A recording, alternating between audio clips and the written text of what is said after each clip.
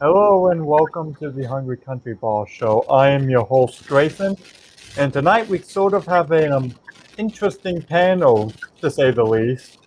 We are having a foreign policy debate of intervention versus non-intervention, and of course, our guests happen to be Sman Speaks, a libertarian, Liam Omar, a progressive candidate for California 42, and a history professor.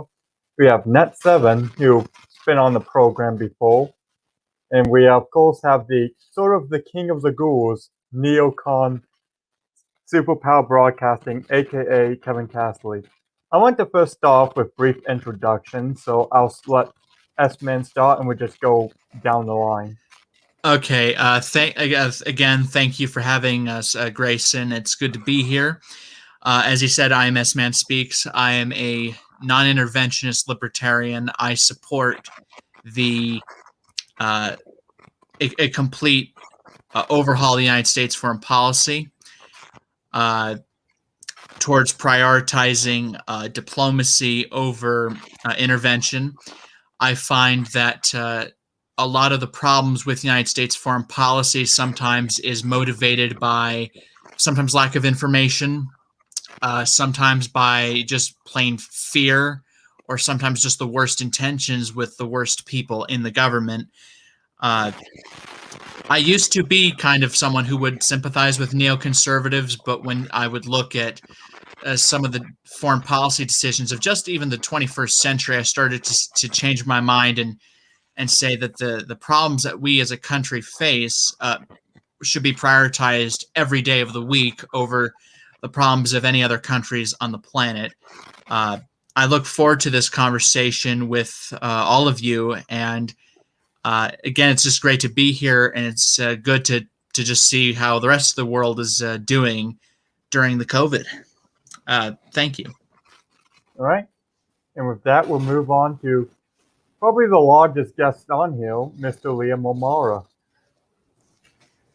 Howdy. So, yeah, I'm Liam O'Mara. I am the congressional candidate in California's 42nd in Southwest Riverside County, and I'm a professor of history. My areas of emphasis are really the history of ideas, what we call intellectual history, but my regional focus is the Middle East and Europe, and we're pretty much up in their business constantly, so U.S. foreign policy is quite interesting to me. And honestly, foreign policy is one of the first things that got me interested in the history of ideas anyway, and in political rhetoric. I mean, just growing up in the shadow of the Cold War and then moving into the war on terror stuff, I'm like, what is this stuff? What's going on? Like, it got me really curious and sucked me in, and that was that. So I'm looking forward to this as a discussion. I want to see the different perspectives on this. I've always been fascinated by foreign policy, and I think despite some basic ideological differences, I think we're going to have a lot of common ground with S-Man there, because I mean, I'm on the libertarian left. I am an anti-interventionist by default and want a much more principled and diplomacy-centered foreign policy. So, All right, we let Net7 make his opening remarks. Net7 has obviously been on the show before, so. Hello, Grayson. Can you hear me? Yeah, I can hear you. Excellent. Thank you for having me on. I want to thank the other panel members for being here. I will start off my point with this. Ladies and gentlemen, you've all been told a big lie.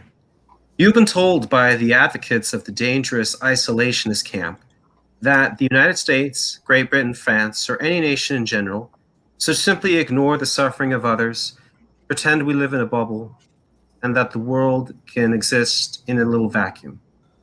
Well, ladies and gentlemen, this is not the world we live in. This has never been the world we live in. We live in a world in which the United States and other nations in general must look at the affairs of foreign nations and deal with matters of genocide, dictators and despots, and war. Ladies and gentlemen, this idea of isolationism is not constrained solely to the paleoconservative right. It is also part of the progressive left. The American First Movement, which was one of the largest scale isolationist groups in the country before World War II, and is the precursor, in my opinion, to the isolationist camp today, had members as notable on the right like William F. Buckley, and on the left as notable as Gore Vidal. In fact, in the libertarian camp, you see individuals like Justin Raimondo, who was one of the largest paleo-libertarians and was one of the I think the founders of the antiwar.com website before his passing, wrote numerous articles praising isolationism, and even went so far as to say that World War II was not a necessary war. So, ladies and gentlemen, I hope to convince you with my arguments and my debate. I hope to have a good discussion with the panelists here, and thank you so much. All right, and we'll go to our final guest, as previously mentioned, the king of the ghouls, Kevin Castley. Yeah, thanks for having me on. Can you hear me all right now, Grayson? Yeah, I can hear you fine. So my main mic that I normally use has been out of commission for a few days. And so I'm in the process of getting a new mic at the moment. So I'm just using my webcam mic as it stands right now. So I apologize for the poor audio quality. Essentially, I regard myself as, an interventionist. I also consider myself to be an offensive realist, a liberal neocon with offensive realist characteristics is kind of how I describe myself. And so what does that mean? That means that I'm somebody who views the world essentially as inherently anarchic, that we live in a chaotic world in which there is no real, true police upon whom you can call when things go awry in the world, such as the case of genocide, wars of aggression, and so on and so forth. And so in this anarchic world, we have to choose between which powers we want to enforce their interest in the world. Because, of course, the Russians, the Chinese, fascist Russia, communist China, they are out to impose their will upon the peoples of the world. And when they intervene, it is in the interest of their puppet dictators to stamp down oppressed peoples across the world. And it is my argument that we must apply the principles of realist thought going back thousands of years to the cause of liberty and the promotion of justice in the world. And of course, that is championed by the vanguard of liberty, the United States. I advocate that the United States and our allies must be far more aggressive and hawkish in our foreign policy posture, because we live in a world that is divided between islands of freedom and continents of slavery. And it is all of us here in our privilege to be born in this hemisphere that we must champion the rights and dignity of those less fortunate than us throughout the world. So thank you. And, I'm going to do my best to convince you guys on the hawk bill. So. All right. So I noticed there was a little bit of I won't say a fight, but a little dispute, I don't know what to call it, between Sman and Net7 about countering opening statements. I won't let you counter the opening statements, but I will let each panelist ask another panelist one question before we get into this, as per stated from the rules. So I'll start. I guess I go in reverse order. I'll let Kevin ask the first question. Yeah, so in terms of questions and everything, I guess, do you want me to ask a question to one specific person on the panel or to both of my opponents here? Probably one specific, just to shorten it. Okay, sure, we'll go to Sman here then. So in regards to interventionism and whatnot, would you concede that there are cases in which there are such grave security threats or such grave humanitarian concerns that exist that intervention, that preemptive action, would be a far greater course of action in terms of harm reduction at large, either taking out an enemy before they get the capacity to completely destroy you, or stopping a genocide before it can really get started. That intervention in this case, in both of those examples, would save lives and would leave us in a better position. Okay, so to answer your question, thanks for the question. I would say that in order for you to earn my support for an intervention like that, the big question would be, is the evidence there to suggest that if we do not act? So I'll just bring up an example. Let's say Canada lost their minds entirely, got drunk on their syrup, and decided they were going to attack the United States. And we have proof they're going to do this. We have proof that they have conspired to do this.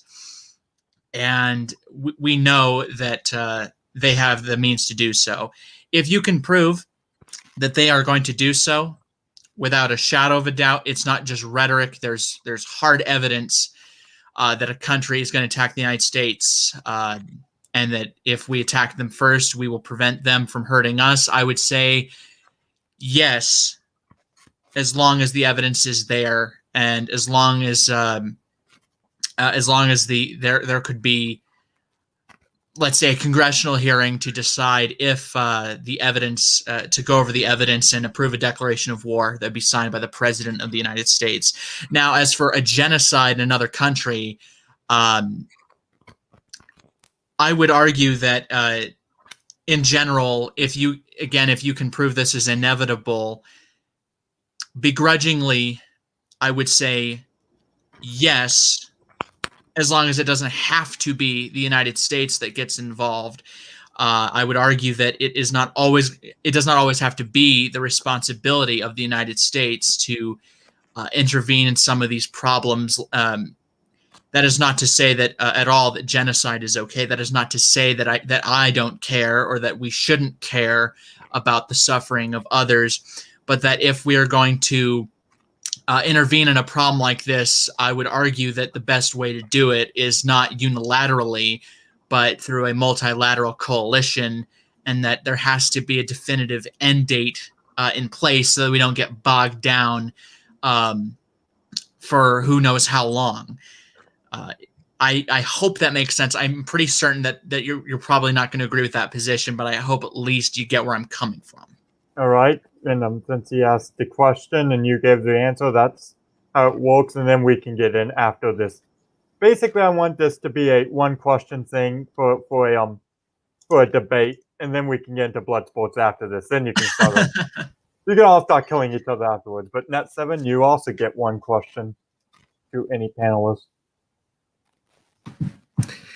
Thank you, Grayson. And just a heads up, I promise to be respectful as long as the other speakers are respectful. So no blood sport for me as long as everyone's nice.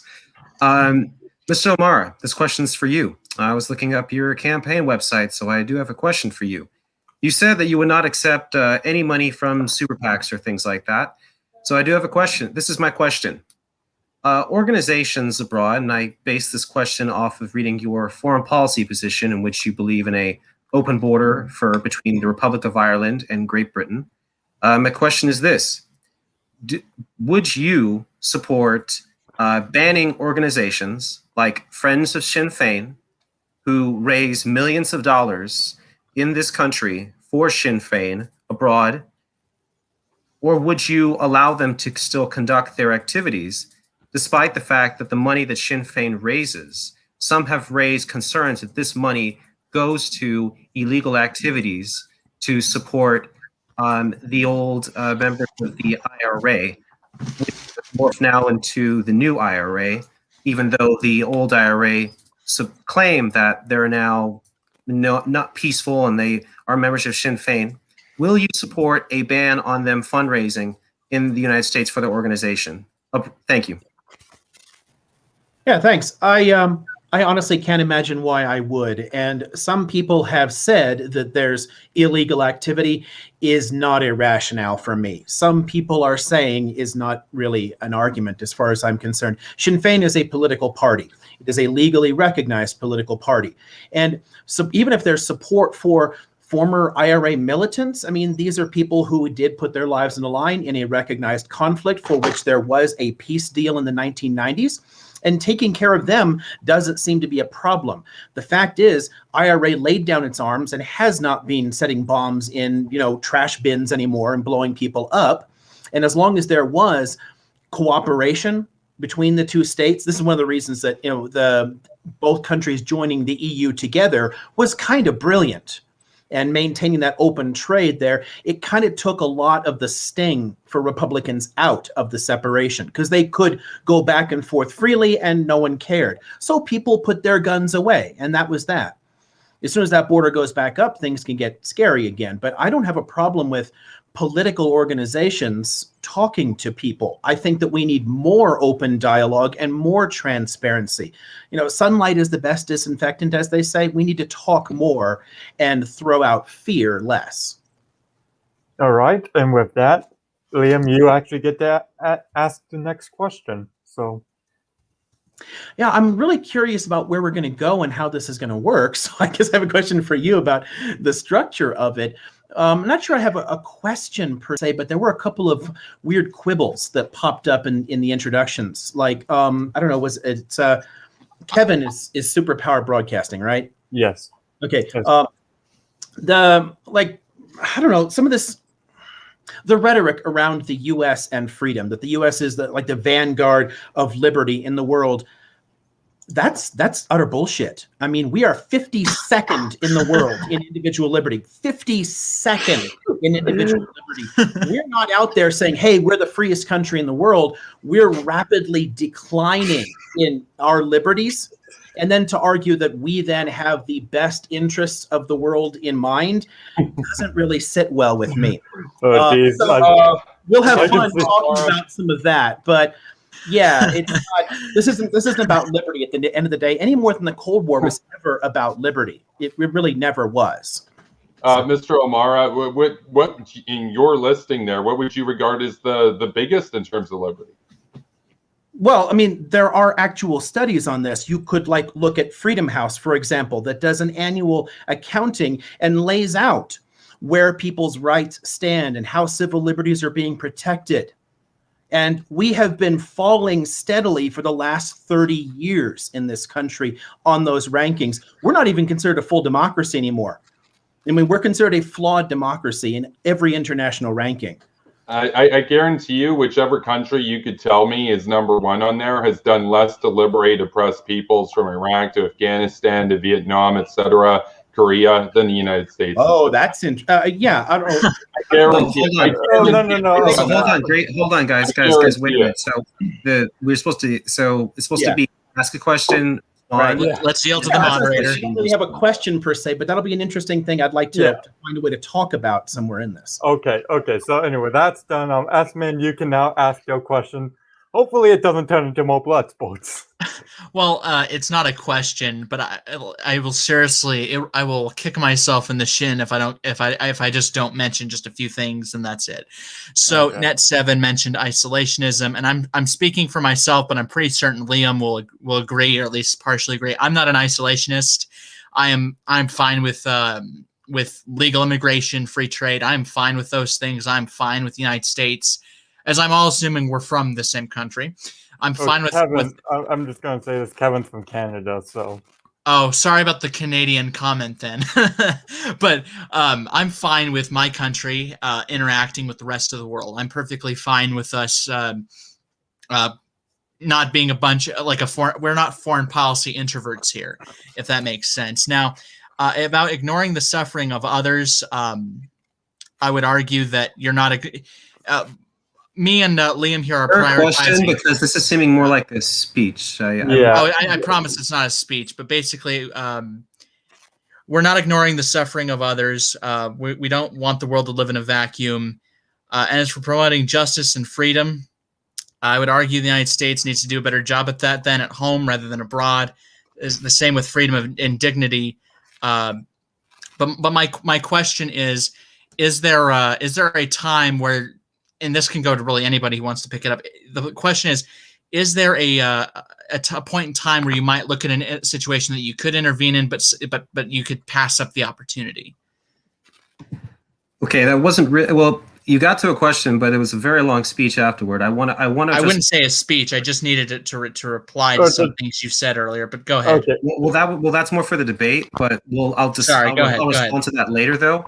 So my question is this for you, sir. So my response to your question, is this: are there times where nations don't go to war or intervene, as you would say? Yes. I'm looking back at history. Let's look at the War of 1812, for example. In the War of 1812, the United States really did not need to go to war with Great Britain at the time. Yes, Great Britain was at the time kidnapping U.S. sailors or press ganging sailors into their navy to help them to fight Napoleon, and also stopping U.S. ships, grabbing deserters from the navy and pressing them back into the military. I would have argued that no, we didn't need to go to war at that time because, yes, we did negotiate with Great Britain and we had a peace deal that was ready and available to go. But because of the time differences and obviously length of travel between the nations at the time, obviously that the news didn't get back home in time before the war was declared. Now, obviously, at that point, we should have said, okay, there's no need to go to war with Great Britain because we have this agreement with them that they will stop this practice, but we still continued it. So yes, there are times when negotiation and peace work. But in the real world, in the world that we live in today, and even then, there are times where peace and negotiations don't work because when you try to negotiate with actors like Kim Jong-un, Bashar al-Assad, and others who do not negotiate in good faith, it is impossible to come to a good negotiation. Okay, and so since I technically am a participant, I guess I get a question too. I make the rules, so I get a question. Okay. So I guess, Mr. Omar, I'll just ask you this because I was reading your foreign policy positions as well, and one specific thing caught my eye. It was your Libya position. From what I saw, you actually I don't know if you supported the war in Libya, or I mean, you had a Can you clarify that? Is that correct? Oh, Yeah, honestly, the rhetoric around Libya in the U.S. frequently infuriates me.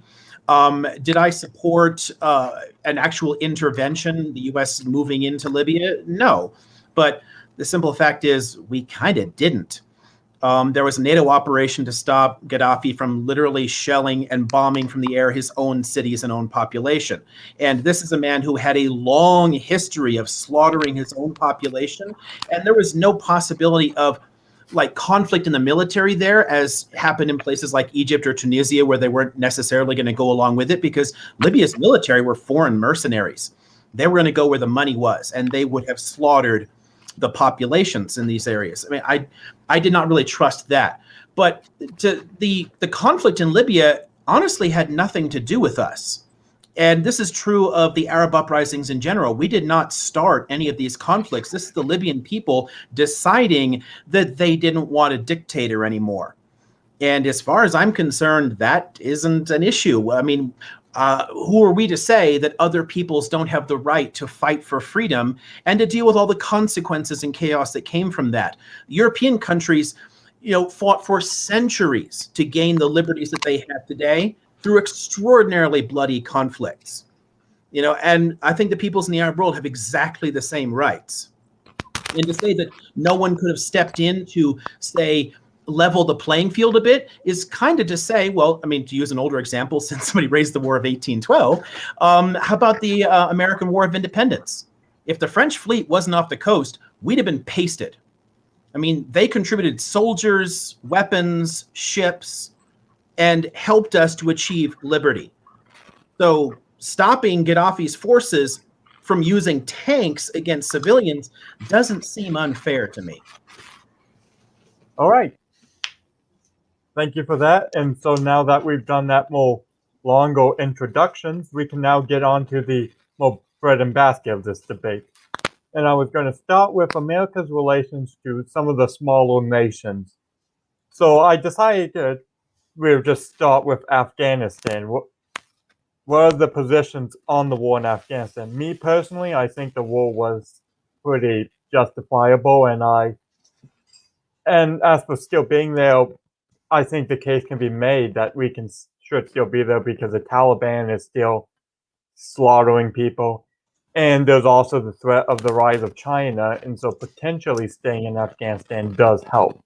So we'll start with Sman, and we'll go down the line of the positions on Afghanistan, and this is when the debate can really start off.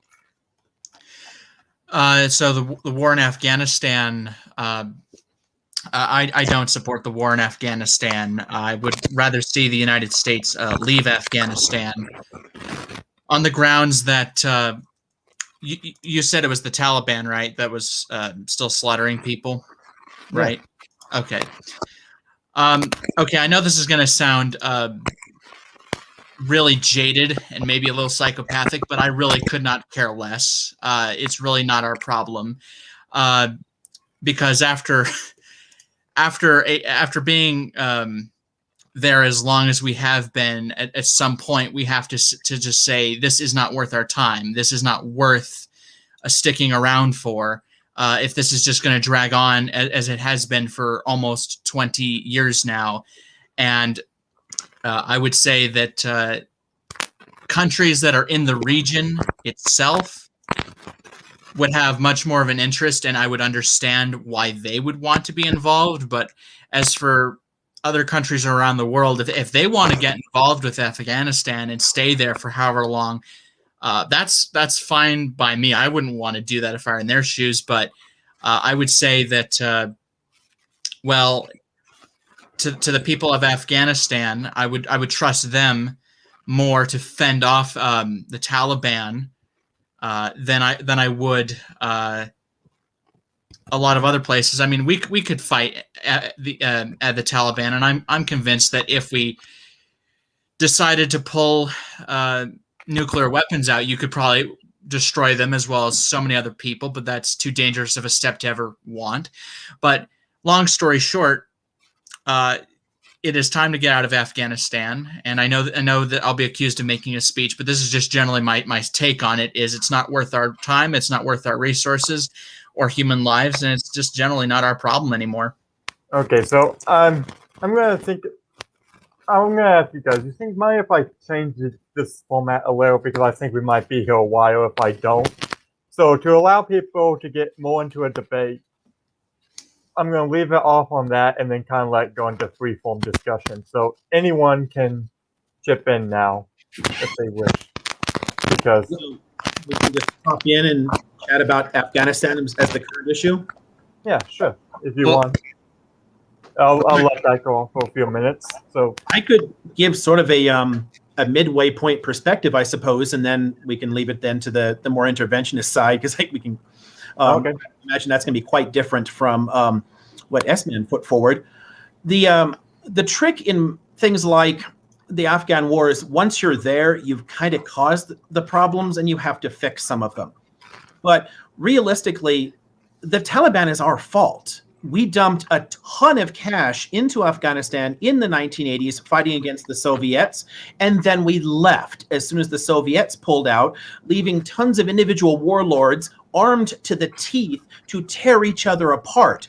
People turned to the Taliban because they actually managed to defeat a lot of those warlords. That civil war was incredibly destructive.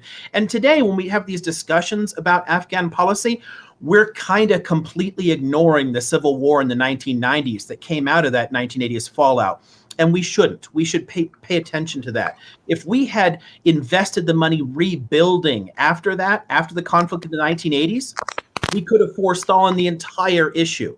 As far as the war itself, I don't think we ever should have stepped in there, because terrorism is a policing matter. And we had terrorists who were active there. That's not an invade and occupy the country kind of issue. I have a feeling Kevin wants in. So. Yeah, I've been charging up my power level here, as the memers would say. Basically, here's the deal. So, to Mr. Omar, you mentioned that the Taliban was derived essentially that it's America's fault because the United States gave support to the Mujahideen. The Mujahideen was not the Taliban. The Taliban, in terms of those that went on to form part of the Taliban, they were basically created by Pakistan, and some of them had a background in the Mujahideen. Most did not. A lot of what came out of the Mujahideen, a lot of what came out of the Mujahideen was not the Taliban. As far as it relates to the Mujahideen, the funding for the Mujahideen was to fight the Soviet occupation of Afghanistan.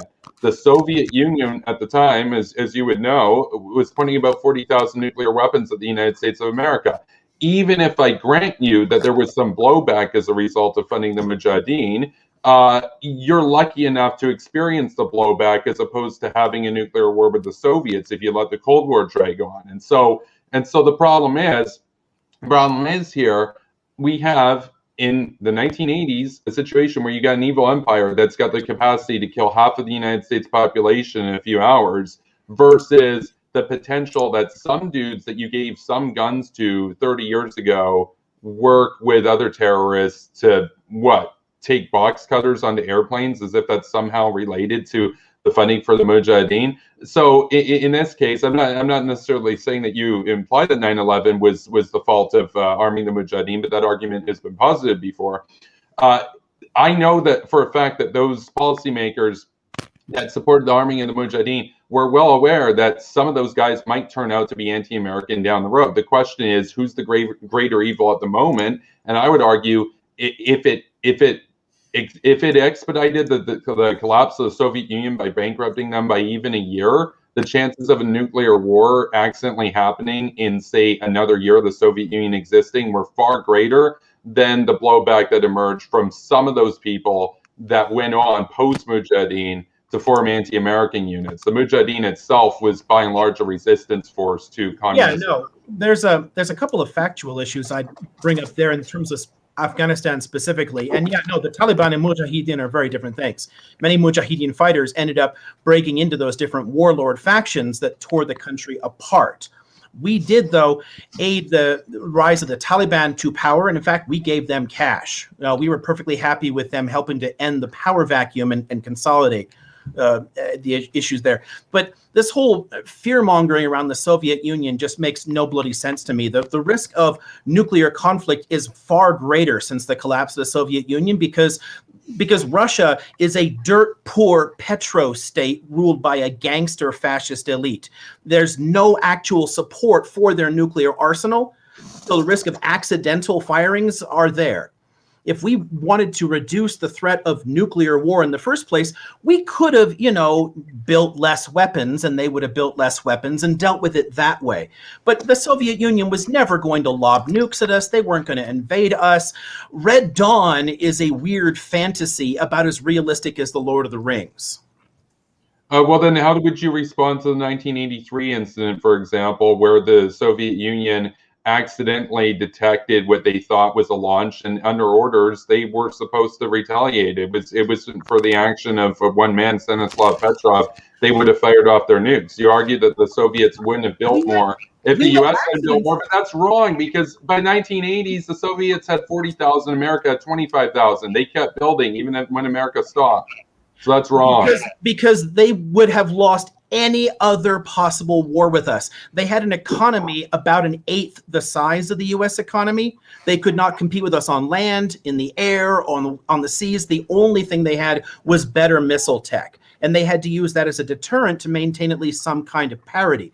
If we had just not maintained this ridiculous hostility in the first place, both countries could have saved countless billions of dollars building the crap. I mean, it's all ultimately a waste of time, but we'd have to roll this back to the start and development of the Cold War. But an argument that there were all kinds of weird accidents that got us close to nuclear war. Hell, in the Cuban Missile Crisis, there was a miscommunication in a submarine. They almost fired. We could have had a nuclear conflict there. But you're more likely to have a conflict like that when you have a far poorer country like Russia trying to maintain those missiles, because it still is the only leverage they have to be taken seriously as a power. I mean, the Soviet economy was about the size of the UK's economy. They were never an economic superpower. They were only a military power. And that military arsenal is the only thing that gives them any kind of say in global politics. So they're not going to give it up, even though they absolutely cannot afford it today. We are less safe, and we are closer on that whole, the Union of Atomic Scientists that keeps the whole doomsday clock thing. We're closer now than we were during the Cold War because of the risk of accidental firings from some of these dirt poor countries that are nuclear armed. But you're the anti-interventionist, so what would you do about North Korea? Because North Korea is gunning to be in the same position as Russia with thousands of nukes aimed at America. The issue with nuclear weapons, and honestly, this is as far as I'm concerned, so much of this is just nonsense. The point of having nukes is to deter people from attacking you. They're useless as offensive weapons. North Korea is not going to fire a nuke on its own into Seoul because they would be flattened immediately, and they know that. But we were willing to invade Iraq. There's no chance in hell the U.S. is invading North Korea, and they know it. because they could, in retaliation, paste Seoul. There's a strategic rationale for people to develop an atomic capability when they're in an uncertain position politically in the world and when they feel threatened. And North Korea has a genuinely shitty and oppressive government, and they have a reason to feel threatened as a consequence. So there's a strategic rationale for them doing that. But that doesn't suddenly mean they're a direct military threat, because they're not going to launch an attack with them. If we didn't hold on. I'll let Kevin make his point, and then afterwards I want Sman has a question for I think Amara, so we'll go to. Yeah, I'd like to come in too in a moment. Okay, yeah. Okay, yeah. So just basically on the North Korea thing, I focused on North Korea for like over 15 years. The problem with North Korea is that they're gunning to get as many nukes as it takes to blackmail America so that they can take the South unilaterally. They're not aiming to use the nukes on America. However, any miscalculation or fit of rage by Kim or his sister or whoever takes over could result in the deaths of hundreds of millions of Americans. I would rather win a small-scale nuclear war with them right now than wait for them to potentially win a large-scale nuclear war in 50 years. So I rest my case. Okay, well, I'm going to let Sman make a response. Okay, this is a question or what? Yeah, this is literally this very short question, and then what's his face, Net7. Net7 can get in. Yeah, so my question is to Liam. Is just what's your attitude about the Iran nuclear deal because of these negotiations? Because somewhere in this conversation, I kept hearing something about nuclear weapons, and it made me think of the nuclear deal. What's your take on the nuclear deal? Do you support it? Do you oppose it? What's your attitude on it? I supported it as the best thing we could have done, other than, I don't know, go to war and kill millions of Iranians, which makes no bloody sense at all. Iran, again, is not a direct military threat in the region, and they've literally never invaded another country. Their last actual military conflict, you got to push us way back into the 18th century. The idea that they would use nuclear weapons in an offensive sense is absurd. But having them for leverage in the area to increase their standing, and they do have, a much more diverse economy in the area. They do want to be taken much more seriously, and they do have a reason to feel threatened since, ever since our pet dictator got overthrown, we've been kind of belligerent towards Iran consistently for decades, for practically no reason at all. They're better. They have a terrible government, but it's a hell of a lot better than a lot of our Arab allies. I mean, I'd choose the Iranians over the Saudis any day. You did the meme. Oh. Okay, but hold on. I want to bring Net7 because he wanted. But the nuclear deal. I mean, there's at least a diplomatic chance of reducing those. I want to bring Net7 into this because he wanted to comment. Okay, well, I'll have to go in order then of what I wanted to comment on because there was a lot I wanted to say, but I'll try to be brief. S-Man Speaks comment about, well, if they're slaughtering people, I don't give a damn, represents, ladies and gentlemen listening, the conclusion of non-interventionist isolationist policy. And yes, isolationism are one and the same. They're not different. Don't listen to the propaganda rhetoric to try and differentiate the two. Charles Lindbergh's non-interventionist policy was an isolationist policy, and it is today. And when you see people like Mr. S-Man Speaks saying, I don't care what's happening, it goes back to many different libertarian thinkers like Justin Raimondo, who was a paleo-libertarian. He himself wrote an article saying that the United States should not intervene in the Darfur genocide. He wrote an article on this saying that the United States should not get involved, and hundreds of thousands of people were slaughtered in that genocide as a result of people listening, of government specifically listening to people like that and not doing anything. And Mr. Omara, who's been very respectful in this debate, I appreciate that, mentioned, for example, Afghanistan. He also did not mention, though, that we supported the Northern Alliance, and leaders like Ahmad Shah Massoud or the Lion of Panjshir, who were instrumental in trying to bring about a modern-style democracy in Afghanistan before his tragic assassination. So there are other people in the region who want a modern style democracy. His son, for example, has gone into politics, and pulling out of Afghanistan would leave people like him who are trying to make a new Afghanistan helpless before the Taliban, who would slaughter him and anyone else. And Mr. Omar also mentioned that Iran has not been involved in foreign affairs, or like invasions of other nations. They are proxies. They support and fund them, like Hezbollah in Lebanon. They support the proxy, the Houthis in Yemen. They supported Shia, essentially death squads in Iraq. So let's not pretend that Iran is just this helpless player who's at the suffering of the United States foreign policy and that they're the victim. They support hardline Islamist groups and groups throughout the region to cause chaos and to cause problems in Lebanon, in Syria, in Yemen, and even they have influence in places like Afghanistan, Pakistan. My wife is Pakistani, and she talks to me about how the Iranians try to influence local leaders and people to try to think they're hardline Islamist thinking. So so Iran is a geopolitical threat and a strategic threat for multiple reasons, not simply because we have it out for the Persian people. All right, so that's going to be a good segue. Can I actually throw a few pieces into that? Or since like these things came up, Yeah, I was going to segue into Iran, but if you want to make a quick response, you can. Okay, yeah. I definitely want to address Iran and its interventions and support for different terror groups. Because, I mean, again, I studied the Middle East and extremist groups in the area, so this is definitely something we can chat about. Hold. But just if you don't mind, I know I'm interrupting. I'm sorry about that, but I just want to make this.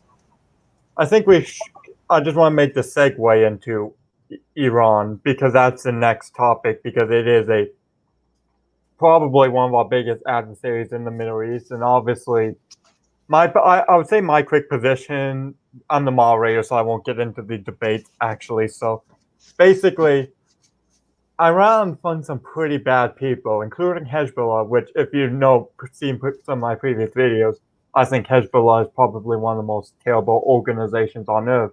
You can look at their drug trafficking in Latin America, slaughter of Israeli citizens in non-Israeli countries like Bulgaria and Argentina, for instance.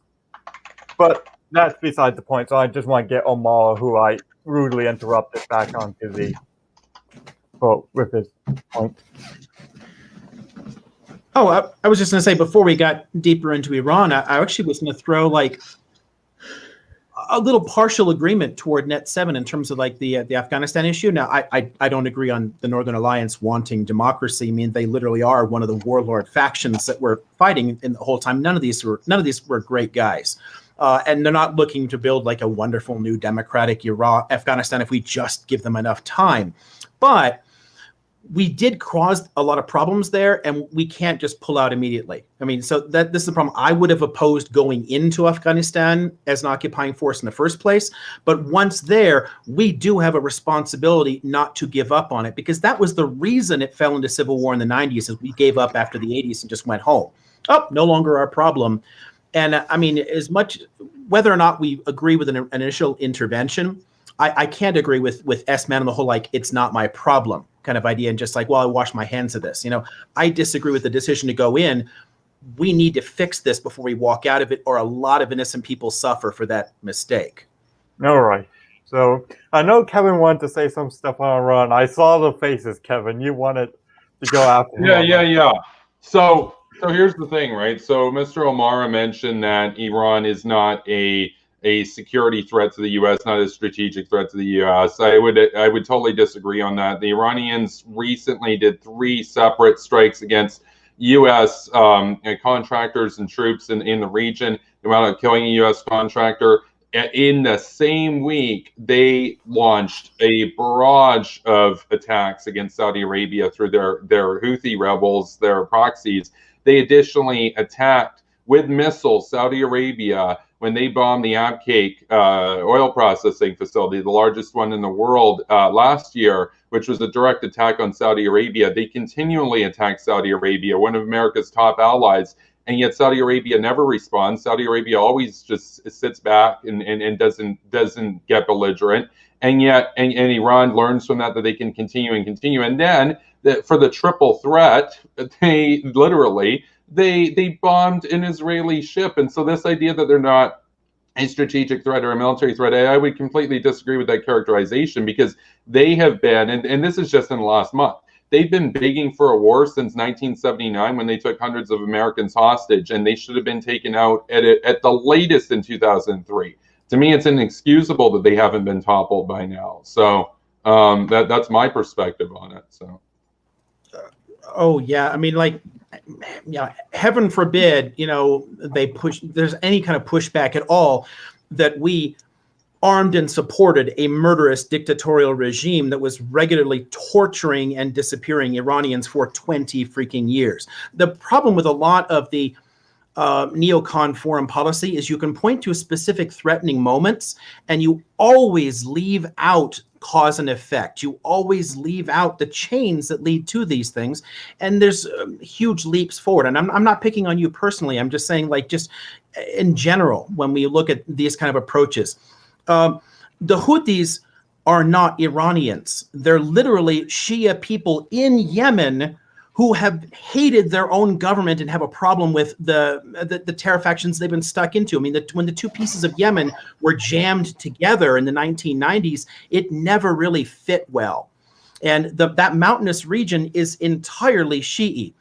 Iran's foreign policy interests in the region are often supporting other Shia populations that feel similarly threatened in the wider Arab world, where they are a very small minority. Yeah, and they are a small minority. So the backing for Hezbollah, we have to remember, is a militant movement that formed, in the wake of the 1982 Israeli intervention in Lebanon.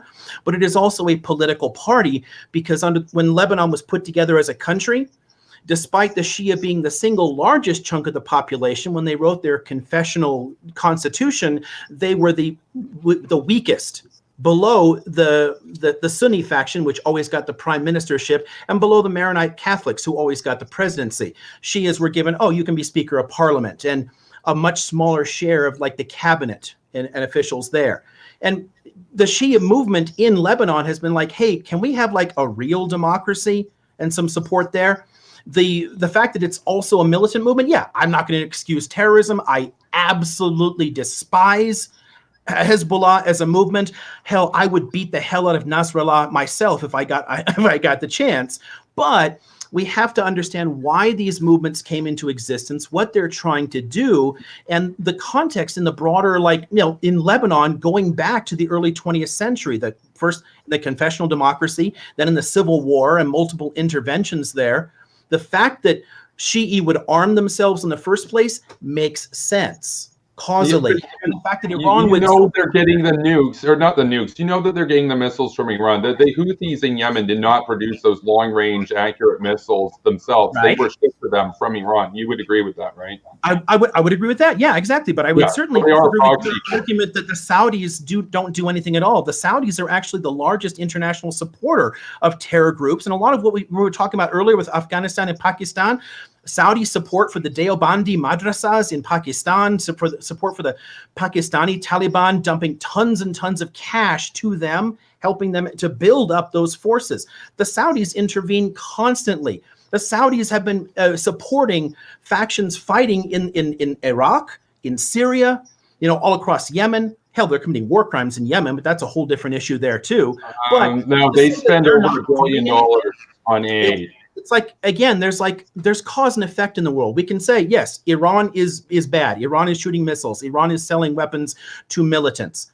But so are we, and so are the Saudis. So the solution, from my perspective, is not to sit there with recriminations and blame everyone for firing missiles. It's to take a step back and say, why don't we all stop firing missiles and selling missiles to each other? I mean, it's just all you do. It's like you feed the fire. I mean, the approach here is just to throw gasoline in an already existing fire. No, but that would be unilateral disarmament, and which they would seize upon. You mentioned the case of the Shah, for example. You said you essentially blamed the Ayatollah, or you apologized for the Ayatollah on behalf of what existed before. The Shah was the best thing that Iran had in like a long time. They were better than the Mossadegh, and they were better than the Ayatollah. And then the thing is, if you said to me, which would you rather live under? The Shah was a great leader who modernized his country, and yeah, did he do some bad things? Yes, but that's that economy into that's Kirkpatrick doctrine right there. A Western dictator is preferable to an anti-Western dictator. You have leverage over them, and they move things over time in a good direction, like Saudi Arabia has been doing. In contrast, if it was Iran or the Soviets, they would still be a hellhole, or in this case, they're under the heel of the mullahs and the Ayatollah. So, what good direction have the Saudis moved under? The Saudi Arabia is an monarchy with a secret police force rounding people up. Iran is a deeply flawed democratic state. It at least still does have some constitutional rights. It constitutionally protects minorities. So there are still Zoroastrians and Christians and Jews in Iran. You cannot practice another religion in Saudi Arabia. It's literally illegal. Our ally is a far more repressive state. Wrong. Iran just executed 1,500 people. Hold on, Kevin. I know I'm the moderator and all, but I want to make this point just because, like, I know this kind of destroys the neutrality, but this is something I do. I've had Khalid on the show before, and so I want to say this. Saudi Arabia is a flawed dictatorship. That is the truth, but we cannot deny the fact that reforms have been happening. There was 2030 Saudi vision. There were recent reforms in women's rights. Women can now enter sports stadiums. They can now drive. There was crackdown on the religious police. So I don't just see the point on saying that they're not changing at all. Like, I do recognize the concerns, but we also kind of have to remember, you mentioned historical context, Amara. Saudi Arabia has been like this for 1,000 years. Iran has been way more secular up until the 70s. It's like gay marriage was technically legal. And now you can get executed for it. Yeah. In Saudi Arabia, that's bad, but that was also the status quo for 1,000 years. So I just wanted to get your take on that, Amara. Yeah, and as a population, this is where, again, we have to look at broader context. The Iranian population is far more secular. I mean, women greatly outnumber men in universities. I mean, it has a thriving economy. It's semi-peripheral in the economy. It's not where the Saudis are completely undeveloped. They're basically just a petro state, dependent upon that cash. Iran actually has a fairly well. That's what Saudi Vision is for. Just gonna say that. What was that? Saudi Vision. Have you not heard of Saudi Vision 2030? It was their plan to get off of petrol by 2030. Yeah, but are they? I mean, there's a long road for any of these countries to do this. What I'm saying is, there's been a lot more work, in the last few decades, at least, to develop a much more diversified economy, and education has been a significant part of that. A lot of Iranians intensely dislike their own government. But one of the things that bothers me, particularly about the neocon foreign policy approach to Iran, is that when we act hawkishly toward Iran, what we're literally doing is strengthening the mullahs. We're strengthening Khamenei, because it forces people to choose between, do I support the crappy government I have that's at least going to defend Iranian interests, or not? What we ought to do is encourage those reformists to come to power and actually talk to them. What's happened every single time Iran has managed to elect a moderate reformist as president, we get super belligerent. And that strengthens Khamenei's hand, and you end up, we keep the cycle going on and on and on for decades. Nothing ever gets better. I want to bring Sman and Net7. All of them are chosen by the Ayatollah. Any sense of reform is a facade by the regime to make itself look good to get concessions from America. That's okay. Hold on. Okay, so I want to bring Sman and Net7 into this discussion too. This is about Iran, so I'll let Iran and Saudi Arabia, so I'll let Sman go first, and then we'll go to Net7. Okay, so when it comes to Saudi Arabia, I have a debate with myself in my head about which country fascinates me more with how their government works, is whether it's Saudi Arabia or if it's Iran. I guess that when it comes to Saudi Arabia, it's a weird alliance. And sometimes some of these alliances we have with Saudi Arabia, in terms of its treatment of people, and when it comes to how they treat people, a lot of these countries is the United States shouldn't have these type of relationships with other countries when they treat their people like garbage. When Kevin was mentioning something that I believe he was referencing Saudi Arabia, that anytime a reformist is elected, it's like a shadow president because of the I can't remember who he had cited, but it's a sham president, basically, a reformist in name only. My position on Saudi Arabia is that it's an alliance that should end on the grounds of their human rights abuses, essentially. And Okay, then if they talking about Iran.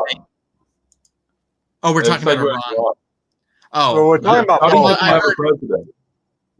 Well, we're talking about the president. and I obviously in the conversation with Iran, Saudi Arabia ties pretty close just because they're in a proxy war with each other, sort of cold, Shia Sunni Cold War. But Sman, if you're finished, I'd like to come in. Go for it. Go for it. Okay, so look, when we're talking about the situation that we have with Saudi Arabia and with Iran, look, obviously Saudi Arabia is not perfect. I'm more of the moralist, the humanitarian interventionist type, more of the Bernard Henri Levy sort of perspective. I know Kevin's more of the realistic sort of perspective, that we have people that we work with and people we can't. Me, on this other hand, though, I do understand that Saudi Arabia is reforming. Okay, we talked about the 2030 vision. We talked about the liberalization of women's rights in the country and how we're seeing women, driving, women now more often in public, and obviously the monarchy has been instrumental in that, and I'm very happy for those changes. The thing is that Iran is not going in that direction. It's not liberalizing. In fact, it's getting worse. In fact, the axis of evil, Iran, North Korea, and Russia, are getting worse and worse. While our allies, who aren't always perfect, are getting better. Let's look at South Korea, for example. Okay, remember South Korea was under a dictatorship during the Cold War. So and the South had an authoritarian leader of its own. But after the authoritarian leader died, guess what happened? The country economically became one of the greatest economies in East Asia. It's completely democratized. It's been a fantastic success. And so it's been one of our best trading partners and also one of our best friends and allies in the region, And so this idea that somehow, our enemies, like Iran, are somehow the victims. No, they're not. They're especially the way they treat their people. And I'd like to even throw in real quickly too that one of our geopolitical enemies, Russia, actually in a way legalized domestic violence to a point. And now if you beat your wife the first time, you don't necessarily get thrown in prison. You can get a fine. And that's completely backwards. And so I find it, so when self-described progressives like Omara and libertarians like S-Man Speaks say that, Iran is the victim, it's totally backwards, because when you see— I never said Iran was the victim, just so we're clear. I never said Iran was the victim. Okay, well, libertarians in general, and okay, fair enough. Libertarians in general, you would not disagree with this, sympathize more with Iran in this debate that we have. And the fact of the matter is that Iran is not a democracy. It's not a republic. It is an Islamic dictatorship which rules by the gun and supports terrorist groups like Hezbollah throughout the region. And Lebanon, I would like to mention, because that was mentioned, was once a strong, functioning semi-republic. Wasn't perfect, but it was a pretty good republic. And then because of Iranian influence, turned the country upside down. Civil war began, along with Palestinian extremists trying to use the country as a springboard to attack Israel, which made it worse. And the Maronite peoples of that region now essentially don't live don't live in a country that used to be theirs, where they had freedom, and now they live in a country where Hezbollah extremists are in charge, largely. And so speaking for a bit, so I want Sman to come in because I'd like to be fair. Okay, so a few things. Speaking for myself, and this is, I guess, where I'll have some slight differences with some libertarians. Is I take an extraordinarily unfavorable view of Iran, as well as Saudi Arabia. Going back to what you said about the reforms they've done in Saudi Arabia, I think that's great. I am very happy to see that. It's not happening as quickly as I would like, but I will take incremental progress over no progress at all. I think that is. I think that there might be no disagreement on incremental progress being better than none at all.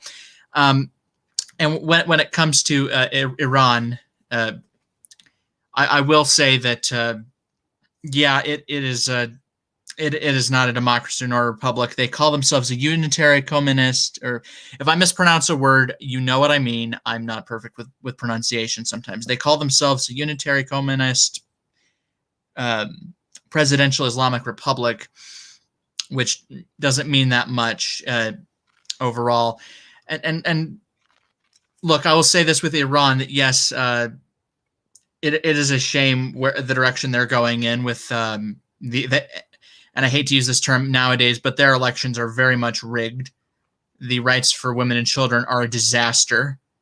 Freedom of to peaceably assemble is completely stomped on. They are the epitome, in the Middle East at least. They are the epitome of authoritarianism. They don't care about how bad they are towards their own people. So I'm not going to disagree with how bad it is in Iran, and I'm not going to disagree with the progress being made in Saudi Arabia and how it's good, but I would say very much it's not fast enough. I had a few other points I was going to mention that it escapes me at the moment.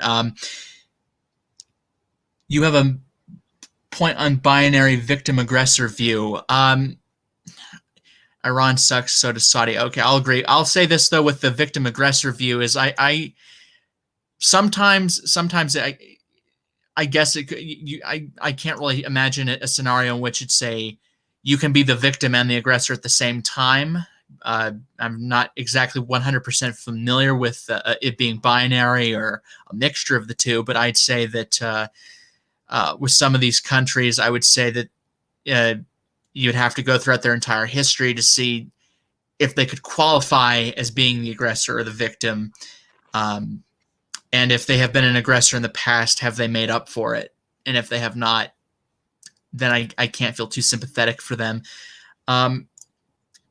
But I'll just wrap it up here. I hope to later on, I guess, respond to a few points that Liam made where he said he disagreed with me that I hope to respond to later on. Okay, but I'm going to.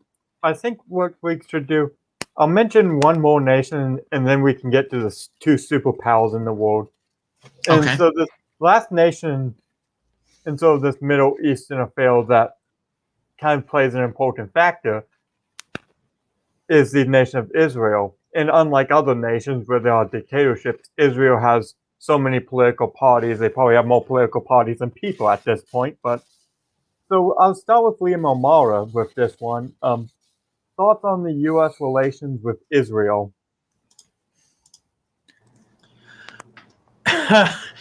Yeah, that's Oh boy. a tough one. Yeah, it's interesting that Israel is often held up as both a great U.S. ally and the only democracy in the Middle East, and neither are really true. At least not in a kind of totality. We frequently have been having to push or hold back the Israelis. They have often harmed our foreign policy, and it's a really complex relationship. It's not as simple as like, hey, we're allied to the UK or something and through NATO. We don't have the same kind of relationship with Israel. We do give them tons of weapons every year, but we do the same thing with Egypt, as per a treaty.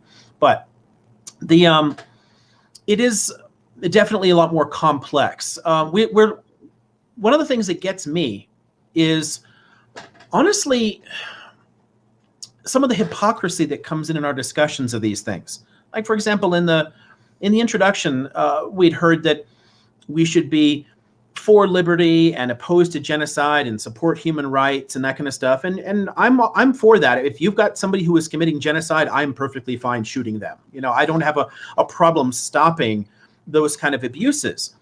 But it's weird to me to see that we can criticize Iran for a ton of things, and there's a lot of places to criticize Iran. They have a genuinely shitty government, but then we give the Saudis a free pass and say, oh, but they're a thing. They have so much worse a human rights record, and it's so much more authoritarian. And then we can, apologize for the Shah, and never mind the Savak secret police and all the tortures of people. But it just boggles the mind. I mean, in Israel, yeah, it's democratic if you're Jewish. If you're among the 22% of the citizen population of Israel who is of Arab descent or one of the other smaller minorities, you don't have a lot of say. In all the years Israel has existed, no Arab party has ever been part of a ruling coalition. No one will talk to them. The current fight back and forth right now and the instability, they've had like 4 elections in 3 years or whatever, is largely because these so-called moderate parties, they won't talk to the Arabs either. So they can't form a stable coalition.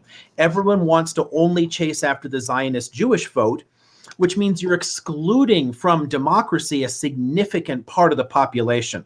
Even if you leave out, and this is again, if you leave out the West Bank and Gaza, leave out that Palestinian population entirely, 1948 Israel is about 22% Arab.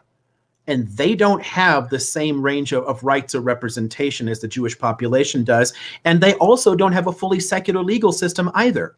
I mean, there's no secular marriage in Israel. You cannot have an interfaith marriage in Israel. You have to leave the country, fly to Cyprus, and come back, because they put the things like that entirely under the control of conservative religious orthodoxies. And we criticize that. And from my perspective, as a secularist, rightly so, in Iran, we criticize the theocratic elements of the Iranian government. And then we give a complete free pass to, again, the Saudis, the Emiratis, the Qataris, and the Israelis for the theocratic elements in their government. Okay, so I'm pretty sure one of our neocons would like to make a response to that. So, Well, certainly, I'd like to respond if Kevin wants to yield, because so far it's been Omar versus Kevin, and then Sman. Yeah, you can go on that, Net7. Oh, sure. Okay, I'll go ahead on this point right here. So, I don't want to say you have any nefarious beliefs, Mr. Omar, because I don't know you. But I will say this, though, with Mr. Morrow's statement that Israel hurts our foreign policy, this is the same argument that the alt-right speaks. So there's one thing that unifies the alt-right and the hardcore progressives is their distaste, their distrust, and under the surface, their hatred for Israel. Because they see Israel as an enemy. On one side, you see them hating the state of Israel for ethnic, racial reasons. And on the other side, you see them hating Israel for this idea of neo-colonialism, neo-imperialism sort of regions. So the idea that Israel somehow hurts our foreign policy, that Israel is influencing our decisions in the Middle East, that they're the ones pulling the strings, it's just not true. Okay, and regarding the situation with Arabs in Israel, the claim that that there's mixed marriages is illegal and stuff like that. Look, there are racists in Israel, like the Lahava group. Okay, the Lahava group has been going about. They're a racist Jewish group that goes about harassing couples who are Arab and Jewish because they are extreme racists. They want to prevent Jews for marrying Arabs for racial reasons. So those are true racists. And those are people that need to be condemned. And I think that their organizations should even be declared illegal. Okay. But the fact of the matter is, though, that the marriages still happen in Israel between Arabs and non-Arabs and Jews. There are plenty of Arab Jewish couples there. And so the idea, like, for example, one of the more well-known relationships was Huda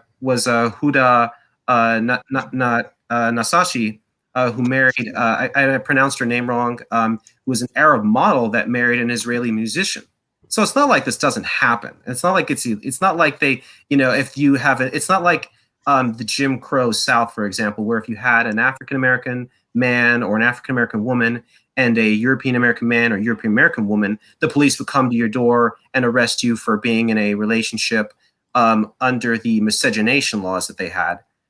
It's not like that whatsoever is what is trying to be suggested. And again, this is where I talked about earlier when I talked about how the left and the right on one fringe and the other fringe both agree on similar positions like non-interventionism, isolationism, and a skepticism, criticism, or even a hatred for Israel. Okay, well, I'm going to let Amaro respond and then I'll go to Esmond, then Kevin. Yeah, I just got to push back on the whole, like, you hate Israel because criticizing a government's policy is not hating a country. I happen to love my country, and I criticize U.S. foreign policy. That's kind of what you do in a democracy. And if we're going to say that Israel is a democratic country, and certainly by comparison to its neighbors, it very much is, then we should give it the same kind of, we should use the same kind of standards there. We should be able to criticize government policy without being called anti-Semites. I've literally lived in Israel. I love Israeli culture. I happen also to think that Palestinians deserve equal civil liberties and human rights. That doesn't make me anti-Semitic. Okay, I'll go to... Things are a lot more complex than they're being sort of like laid out to be. And my positions are always related to government policy. I'm going to I detest a lot of the far-right politics in Israel. Several of its political parties were literally formed as neo-fascist movements and fascist movements stretching back into the 1920s. And the politics there are a problem for me. That has nothing to do with Israelis as people. Okay, I'm going to bring in Esmond and then go to Kevin. So, Esmond, do you have any comments on Israel? Yes. Ever since Liam mentioned a few things, I just found interesting with Israel is he is factually right about how unstable its government is for the fact that they've had usually before like 2015 they'd have an election every few years, but their coalition currently is so unstable. They had an election in 2019 in April, then in September, and then they had one in March 2020, and now they're having one in 2 days from now. Well, it's the 21st where I'm at in the United States. I don't know about the rest of you guys, but essentially with Israel, I don't have I don't hate Israel. I'm rather indifferent. I would love to see the Palestinians and the Israelis. I would love to see their conflict end at some point. The conflict isn't going to be worth whatever they thought it was. The fight, it's going to drag on for so long that essentially they get further and further and further detached from whatever it was they were going to fight over. I would prefer a 2-state solution, or maybe even a 3-state solution where 1/3 of Israel is for Israelis, 1/3 is for Palestinians, and 1/3 is for Israelis and Palestinians who get along. Although I think a 2-state solution would be easier to accomplish than 3-state one. But if a 1-state solution could work where they could peacefully coexist, that'd be even better. But I will say that my main criticism is just of Israel is just how unrepresentative their government is. As Liam mentioned something about like 22%, and he can interject to clarify. But you said something like 22% of Palestinians or something weren't being properly represented in their government. I do not remember what they call their. Well, of Israelis, like people with Israeli nationality, Israeli passports, they're citizens of Israel in its 1948 borders, but they're of Palestinian Arab origin. And it is literally legal to put up a sign that say no Arabs need apply. You can call looking for an apartment, and as they say, your accent, it sounds they're speaking Hebrew. Your accent, oh, I'm not sure. I think you're an Arab. Sorry, you can't have this place. It is literally legal to discriminate. Israel is a deeply, deeply segregated society. And this is even among moderates or people who want like a coexistence or a two-state solution. The idea that an Israeli Jew would talk to a Palestinian Arab is controversial for a lot of people. It is very much like the U.S. was 80 years ago. Yeah. Okay, but just to quickly wrap up, it's kind of like a sympathetic. It is unfortunate that Israel is so bitterly divided. It's so polarized. It's so segregated, and they keep failing to have these budget agreements, and these governments keep collapsing because it's so bitterly divided, and the attitudes that these groups, all these groups of people have towards each other, make their society so gridlocked. It makes the United States, it makes our Congress look like they get along like best friends, and yet the unicameral legislature for Israel is so much more gridlocked and so bitterly divided and angry against each other. So yeah, this is honestly one of the things I think more Americans really should pay attention to, the gridlock in the Knesset there. I mean, you could have a party elected that wanted a solution and presented it. There's no way it would pass. Netanyahu could say two-state solution tomorrow. His own party would vote it down.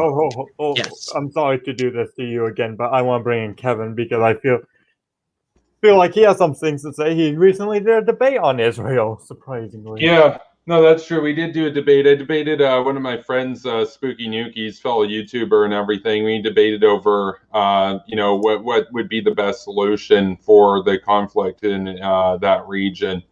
I'm a big supporter of Israel. I think it's very clear that, no country's perfect. Every country has its, its imperfections and whatnot. But that at the end of the day, when we're talking about specifically Israel in the context of the Middle East, they are, for all intents and purposes, a democracy, and they are a very loyal and reliable ally.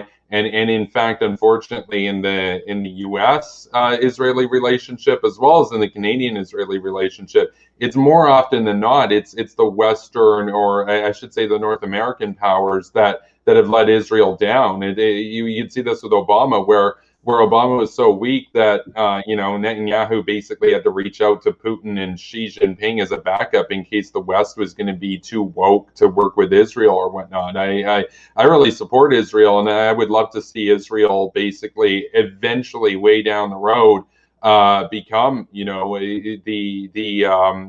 nation in the region basically there, and that. I mean, it would take a long time to do it, but I would love to see it get to a place where you can have Israelis and Palestinian Arabs and whatnot all live together under the same state with the with Israeli democracy and everything. I think that in the case of Iran as well, you have the sentiment in the United States as well as in Canada and the UK that Israel, it's kind of detached, it's kind of far away and whatnot. Iran's is a threat, but it's more a threat to Israel, and it's getting to the point where Israel is going to have to take action themselves to prevent Iran getting a nuclear weapon. And I mean, if the situation was reversed and we were this small little island of freedom surrounded by these dictatorships that want to run you into the ground and bury you, and have tried to do so several times in the last since your inception, essentially. I would hope that the other powers, across the water would come to our defense, and yet we've got a lot of people. We got especially a lot of like the woke type of people, as well as fascist people in North America that see Israel as a parasite. They see the Jews as a parasite, basically. They say wars for Israel. That's kind of the meme, right? So, okay, well, unless anyone else wants to make a response, I'm going to kind of I go. have like one question. It's very brief. I have Okay. one response to. I'll let Sman go first, though. Yeah. Okay. So this is to Kevin. I got to keep remembering your name's Kevin. Sorry. What is are you? How do you feel about the Biden administration? Do you think that they're going to differ from the Obama administration in terms of the relationship with Israel, or do you think it's just going to be more of the same? That's Honestly, yeah, I try to give credit where credit is due. So, like, for example, before I answer that, I'll say, with Trump, for example, I really didn't like Trump. I despise what he did to the Republican Party, but try to give him credit where credit is due. He had a fairly consistently good policy on Iran, except he didn't retaliate when they shot down his drone. But, he's largely influenced by a lot of anti-war people around him, Tucker Carlson, etc. When it comes to Obama there, and I try to give credit where credit is due. I have a hard time. Look, I really don't like Trump. Trump was a lot better than Obama when it came to the Middle East. I mean, in terms of, organizing a peace between some of these countries, the UAE, Saudi Arabia, et cetera, with it. Well, not exactly Saudi Arabia, but Saudi Arabia is getting there with Israel. In terms of the Abrahamic Accords, that was really good. Obama was really terrible. And of course, Biden was vice president under Obama. I believe that Biden is in some ways less interventionist than Obama, which is amazing because Obama did nothing. I mean, he had strategic patience with, procrastination was his doctrine basically. But when it comes to Biden, I mean, people say, oh, well, Biden retaliated against Iranian militias in Syria. Well, yeah, but they had attacked America 3 times, American assets 3 times, and then he responded once. I believe that Biden is in some ways going to be a continuation, yes. However, I would say if it's just Biden and it's just, him basically in terms of his policy with Israel, it's a little bit tough to say. I'm going to say that it's going to be similar, but I can see the situation with Iran getting to a point of belligerence that Biden might be persuaded to be a bit more of a better ally to Israel, because Biden back in the 90s was way more hawkish than Obama, funny enough. Biden in the 1990s straight up said that the United States should bomb Iran, which Obama never said, for example. So I think it's an unfortunate situation, because if Joe Biden was president in the 1990s, like if we were in the 1990s right now, we had 1990s Joe Biden, he would be a very strong ally of Israel, and he would preemptively take out Iran before they get nuclear weapons, which according to the UN, the IAEA agency, they were at a point of acquiring sufficient fissile material to have a working device by January of this year. It's very likely that they've got a gun type device lying around that they don't need to test, because of course you'll recall that America's first test of a gun type device was at Hiroshima. They didn't need to test it. They knew it would work. Every nuclear test from countries, every first time, they got it right on the first try. And I think if Iran decides to go through and test it, it's going to be passing it along to the Houthis or to Hezbollah, and they're going to use it against Israel or Saudi Arabia, and then Iran can wash their hands clean and say, it wasn't us, bro. We don't remember where they got the nuke from, to try to mitigate the retaliation. I believe that Joe Biden, his instincts might lead him to be a better ally to Israel, but here's the complicating factor. He gives way too much value, or way too much of an ear to the progressives in his camp that despised him, that voted for Breadline Bernie, for example, and yet he still tries to win over and cares about what they think, even though he won every county in Florida and Ohio in the primaries. He doesn't need to pander to the progressives. The problem is 90s Joe Biden and today's Joe Biden, even if they were the same person, which I don't think they are, he's going to try to appease the progressives on his own side to such a point that I think he's going to wind up being a pretty poor ally to Israel. And what are the consequences of that?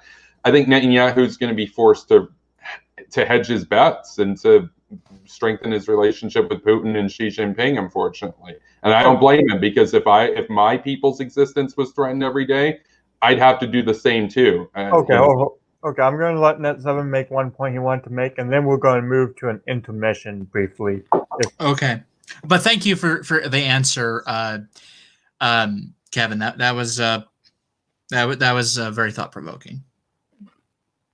Net7, you want to make a point, so it's Yeah, so I'll just make a really quick comment on the claims of sort of neo-fascist parties in Israel and things like that from the past. Look, the 1930s, 1940s was a very tumultuous time, not just in Europe, but also even in Israel too, and around the world. There were numerous different parties that were popping up who had different visions of the world. Some of them very distasteful. Even in Israel, you had different groups there. You had the Haganah, you had the Irgun. You had the Lehigh, and each one had different visions of what Israel was going to look like, So, and different ones have different groups, had different beliefs. So let's look at, one group which I find terribly distasteful, which were the Lehigh. They have a really cool slogan, not slogan, sorry, but like song that was a thing for their group. But when you look at their beliefs, they're absolutely horrible. They were national Bolshevists who believed in the idea that they should expel all the Arabs or kill Arabs that did not leave Israel. And they also were very left-wing in their politics. They wanted a national Bolshevik society in which the state would own the means of production, but also that was very nationalistic too and racist also. So, but this idea that somehow this racism, that these groups were just sort of like right-wing neo-fascists, it's just not true. It was racism that existed in Israel was not particularly on one side, whether right wing, it was also left wing too. And the Lehigh are one example, because pre-1943, yes, you could call them fascist because their leader, Abraham Stern, even wanted to have an alliance with Mussolini and even potentially with Hitler. But post 1943, they were they went left wing on their economics, but stayed right wing and they're really right wing racial views. So it's not this they're just a bunch of it's all tied to one particular side. No, the racism existed on both the right and the left. okay. So I'll say this. I'll let Liam, because he asked. I'll let him do a quick response, and then we have to move to intermission. I'm putting my fist down. I have another. The third progressive finally agreed to come on, so he's available now, so he can help bolster your ranks.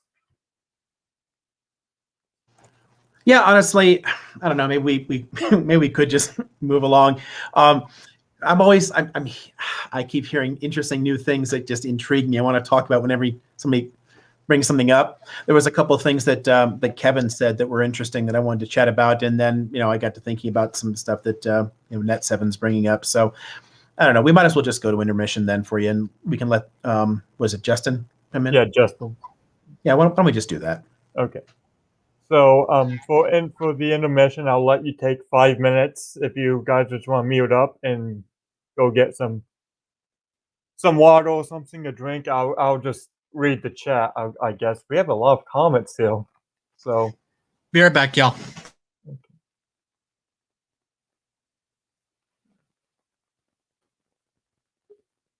And we also have Justin with us. So I guess since this is the intermission, if you want to give your point, if you want to just wait for them, you can. Either way.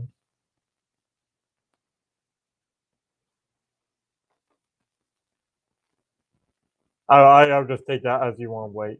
So I give it 5 minutes around.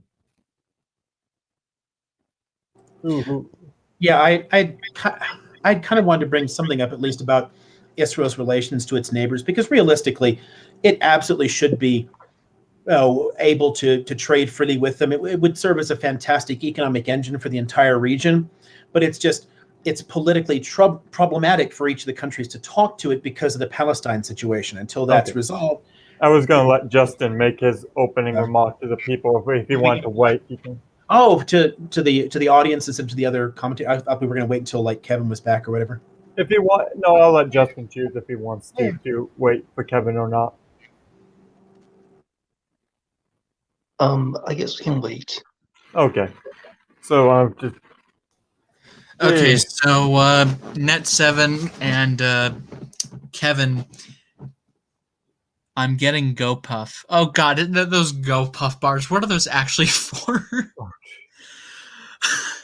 No, it's not GoPuff the like bars. I'm like GoPuff is a company. You can like order like anything you want essentially, like soda, ice cream, and sure, or even alcohol and stuff, and literally delivered to your door. And I like them over like other services because I don't have to worry about someone maybe tasting my food or my drink or something like that if I do DoorDash or something. Yeah. GoPuff is I just get like some snacks and I'm all set. And I don't have to worry about someone maybe helping themselves or like dropping my food or something like that. Yeah, I don't blame you in the slightest. Hello, Justin. Nice to meet you. A little more familiar with Liam. So you're an anti-interventionist, and well, I'll just let you speak for yourself just before the other neocon comes back. Yeah. And also, don't forget, I'm the host. Also, yes, Grayson is the host, and he sounds a lot different from what I thought he would sound like in my head. Yeah. This is just for a quick reminder to Sman that this is the Hungry Country Boss show, not the Sman show. True. Thank you, Well- Mr. Net7.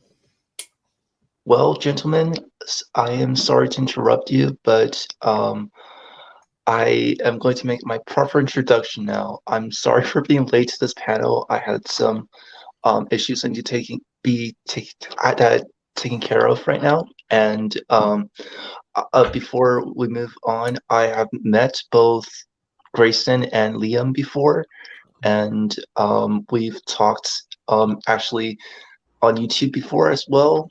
I am more of a non-interventionist and basically a pacifist on foreign policies. Okay. And since I guess the entire panel is back, I guess we can go into our second topic, the second main topic. And this is, we spent the last topic talking about smaller powers, specifically in the Middle East. Now it's time to talk about the big players. We're talking about Russia and China. Both nations, very, very controversial nations, to say the least. I guess, where do you guys want to start? You guys want to start with Russia, or do you guys want to start with China? I'll let Justin go Dealer's first. choice. Since you're the newest one, Justin, so I'll let you decide which one goes first. Well, we can talk about Russia first because Putin seems to be on the news lately. Oh yes, Biden's debate me, bro. Maybe I'll host the debate. Yeah, let's definitely do Russia. I'd like to discuss that. All right, Yeah. so Russia. Basically, I'll give my thoughts and then not get involved because that's my job. Russia, very large superpower, very broken superpower to say the least. It's a state reliant on oil. It has a declining population and GDP. It's a declining power. And I definitely have some personal hatred towards Russia because 1956. But other than that, Russia is definitely probably a superpower in decline, world superpower. I'm respecifying my point, so I'll let Esmond go first to discuss his thoughts on Russia. Okay. I take a rather, and by rather I mean very unfavorable view of Russia, both in terms of how they conduct their domestic policy as well as how they behave towards other countries. On domestic policy, like you had mentioned, to go back to what you said about the declining GDP, their overall stature in terms of the country, it seems like they're going on borrowed time, and it does not. Vladimir Putin, who's the president, he may be in power for at least another 6 years, but it seems like increasingly the country is falling apart at the seams on his watch. And considering the fact that he has been the president or the prime minister one way or another for since the beginning of this century, I would hope that Russians might use some common sense and see that if these problems are happening on his watch, it is time for a change in leadership. Their attitudes towards political opposition is atrocious. The persecution of people who are different from them, for instance, putting gays in concentration camps, is atrocious. My opposition to Russia is not screeching like some of these milquetoast liberals do on MSNBC. Or accusing everyone I don't like of being a Russian bot, but it's mainly the way they treat other people is atrocious, and the fact that they seem like they're increasingly isolating themselves one way, but then getting more involved with other parts of the world in another. It seems like they can't get their priorities straight, and they seem like they can't get it together. And at some point, their house of cards is going to fall. It's just a matter of when, not if. Well, it looks like Liam O'Mara has apparently escaped the. He's coming back, I think. His camera's shaking. Yes. Anyway, so I won't press you on what just happened there, but you can give a brief statement on Russia. That would be most appreciated, and then probably let Kevin go next because. Yeah, most of the time it's just moving around one of the animals that's in the way or getting more coffee. That time, just for fun, I was actually looking for something. I had just seen this recently. I had to pull a bunch of stuff out of my house and put it in storage, and I found my 1984 Olympics hat. It's one of those. It's like a flat cap with a button in it. You pop the button open, and it says "Fuck Russia." And I thought that might be a fun kind of like, yeah, that kind of sums it up. I mean, the fight at the time was just a bunch of BS nationalism over the whole like, hey, we boycotted the 1980 Olympics, so they boycotted 84 and blah blah blah, tit for tat nonsense. But it does pretty much sum up my view of modern Russia. Vladimir Putin is a neo-fascist. He regularly quotes Ivan Ilyin in his speeches. I mean, his politics are horrifying. And Russia itself is essentially a failed petro state. I mean, if it wasn't for all the fossil, I mean, there's a reason they're not embracing renewable energy. If not for the fossil fuels, Russia would be dead broke already. I mean, the situation in Russia really should concern people. We really should care more about the bad governance there. This again, a place where I would probably disagree with somebody like Kevin there. I don't think that means we need to be antagonistic or provoke conflict with them, but I have no respect at all for the Russian government, and I think that we really should be trying to however we can push them in a better direction in terms of basic civil liberties for the population. All right, I'm going to let Kevin go on. I noticed you also have he specifically attacked you for well, not attacked, but more critiqued you for being neocons being too aggressive. So do you want to use this time to bring up your economic solution to take out Russia? Yeah. So Russia is one of those situations I've said before, and people get like startled by my Twitter or whatever because I said in the past that the U.S. would win a war with Russia. That's a matter of fact. I'm not advocating for a war with Russia. It would be incredibly costly. But the fact of the matter is that there is the potential that Russia and the West might accidentally, perhaps. I don't think Putin would start that war purposefully, but through some miscalculation or something come into conflict. I'm not advocating for a war with them. Now, if we let them continue what they're doing, it might inevitably come up if they decide to invade Estonia, or if they decide that they can push further into Ukraine and test the leadership in DC, depending on who's the president then, or just a simple miscalculation. It's very possible that a war could break out. So my interest is in neutralizing that regime as soon as possible before a war happens, and then you can't go back from that. So how do I suggest countering Russia? Well, the Middle East is very crucial here. So is Canada, actually. And so what I would do is very simply look at Russia. Where do they get their money from? Well, 66% of their government revenue comes from the export of gas and oil. Simple as that. And so what do they need to be profitable? They need a break-even price of oil or higher, about $80 a barrel. So what do we do then? Well, simple. We work with our allies, Saudi Arabia, and we get Canada. We pressure, if you're in the U.S., pressure Canada, because we have a pathetic leader right now, Justin Trudeau, that refuses to do anything on the oil sands. And unfortunately, Biden's not any better on this. But if you were smart and you were rational, you would drill as much oil as possible and do a Marshall Plan level of dumping the world economy with cheap oil. So we would drill as much oil as humanly possible in Saudi Arabia and in Canada to bring down the price of oil so much and ship it over to Europe and say, look, we're even going to take a loss on this because it would be cheaper to lose, say, $100 billion on oil to get Europe off of dependence on Russia than to have a nuclear war where we lose trillions of dollars of productivity. So what you do is you pump the world economy with that and you sustain it and you hit them where it hurts, because back in 2014, Russia came close to collapsing, and not exactly, but just from some fluctuations in the oil market that were natural. Now imagine we sustain that for 5 years. Even Putin's biggest supporters, they haven't gotten their pension checks in a year. They're going to come for his head on a platter, and they would rise up against Putin. And at that point, that's when the West can come in and, not make the same mistake of the 90s where we pretend that the Cold War is over now and everything just because the old regime is gone.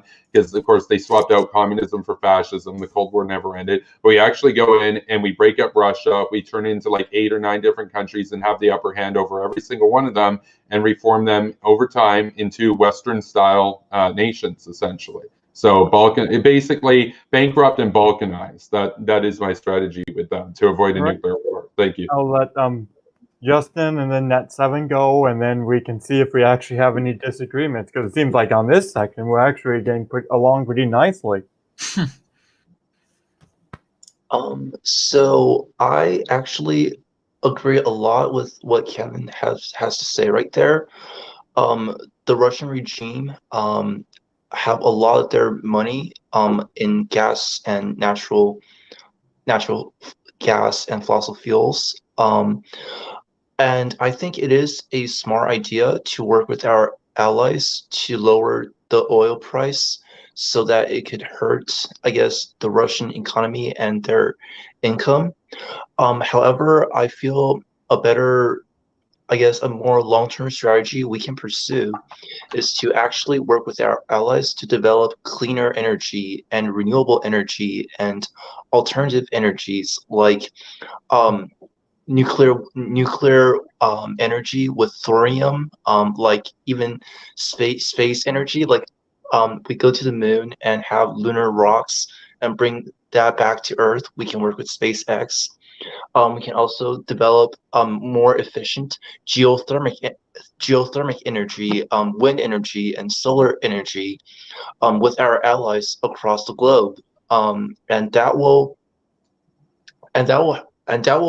get rid of our dependence, or more precisely, Europe's dependence on Russian fossil fuels. Is clean energy. Clean energy, I believe, is our best strategy to counter Russia. Okay, I'll let Net7 go, and then we can get into a more discussion if you guys want, because this hasn't seemed to be the land of disagreement so far. But Net7? Well, regarding the government that is in the Kremlin right now, I know Mr. Amaro was saying some positive things, but again, I mean, his position that I understand, like that he understands why they feel threatened and why they would seek, why they, kind of act the way they do is sort of a rational actor. I mean, look, Putin's a dictator. Full stop. He is a dictator. He is a despot, and he is, plainly speaking, he's also a murderer. The guy's ordered assassinations of not, terrorists and genocide committers. He's ordered assassinations of journalists who were criticizing him because they didn't like him, And the fact of the matter is, with Russia, there is certainly a way to bring them down. I don't think clean energy is it, because the clean energy is not going to bring down the Kremlin government. The fact of the matter is that the Kremlin understands that it has a flailing economy. I mean, they have an economy, I think, the size of like Italy, which is pretty bad for a country that has millions upon millions of people who they can't provide jobs and stable employment or standard of living for. with regards to how we deal with the Kremlin, how we deal with Putin. That's why we have bases abroad. We have them over in Eastern Europe. We have them over in Asia and Japan, and they need to stay there. So we shouldn't be removing ourselves from bases, because I know Mr. Amara's, some of his foreign policy positions is that we should pull back from unnecessary bases. Pulling back from being in Eastern Europe and being in Japan, where we can help counter the influence of the Kremlin, would be a bad decision, because that would just embolden Putin to make more aggressive overtures, as he has in the Ukraine, as he has in Syria. So we've got to deal with this as best we can. The way we deal with the Kremlin is obviously promoting pro-democracy movements in Russia. It's obviously countering his influence in the Ukraine. It's obviously getting some skilled tech people who can deal with his state, interference in U.S. elections and in other elections in other nations. But I think we need to have a much stronger stance with the Kremlin, and green energy is not going to be it. Our biggest thing that we can do in the United States, I think, is drill, get more oil, and in Canada do the same thing. Because if we can take away Russia's oil sales, then at that point their economy crumbles, because essentially a lot of these green earth movements, which Mr. Lee sounds like he's in favor of. I mean, there have already been investigations to this by the Freedom for Defense of Democracies. I think that's the name, Kevin, right? FDD? That Foundation for Defense of Democracies, that's right. Foundation for Defense of Democracies. They've looked into this matter themselves, and they've investigated and found that the Kremlin puts a lot of money into green earth, green peace movements in the United States, overtly and secretly, because they understand that if they can get the U.S. and Western nations to stop drilling oil, well, then they can still keep, selling their oil. So I think this green earth energy thing is far-fetched. I'm going to stop it there because I've been on for a while. Okay, I'm going to say this. I know Liam and Justin definitely want to get into that because they I guess you would say environmentalists. I don't think Sman's an environmentalist, so he probably... For the record, I mean, I wouldn't consider myself an environmentalist. Yes, we should care about the environment, but I think you can have a middle ground between those who want to do nothing and those who want to have massively unattainable goals, but we can have a domestic policy debate another time. Okay, Which I'd be up for. Yeah, I'll let Liam and Justin say if they have criticisms of what was said by Net7. Specifically, I think Liam had his. I mean, only a handful really there. The green energy actually would be harmful, and pointing to the fact that they support these different movements. Russia is an heir to the Soviet tactics. The Soviets, again, could never compete on a truly level playing field, so they got really good in a few areas. Espionage was one of them. The KGB was a hell of a lot better at infiltrating governments than CIA ever was. I mean, there was a few things they were genuinely good at, and they do mess with civil society groups. They do actually dump cash in different areas, but it only would advantage them in the short term. If the world economy moves away from fossil fuels, and it is steadily doing so through market pressures, it is moving away from fossil fuels, that screws Russia.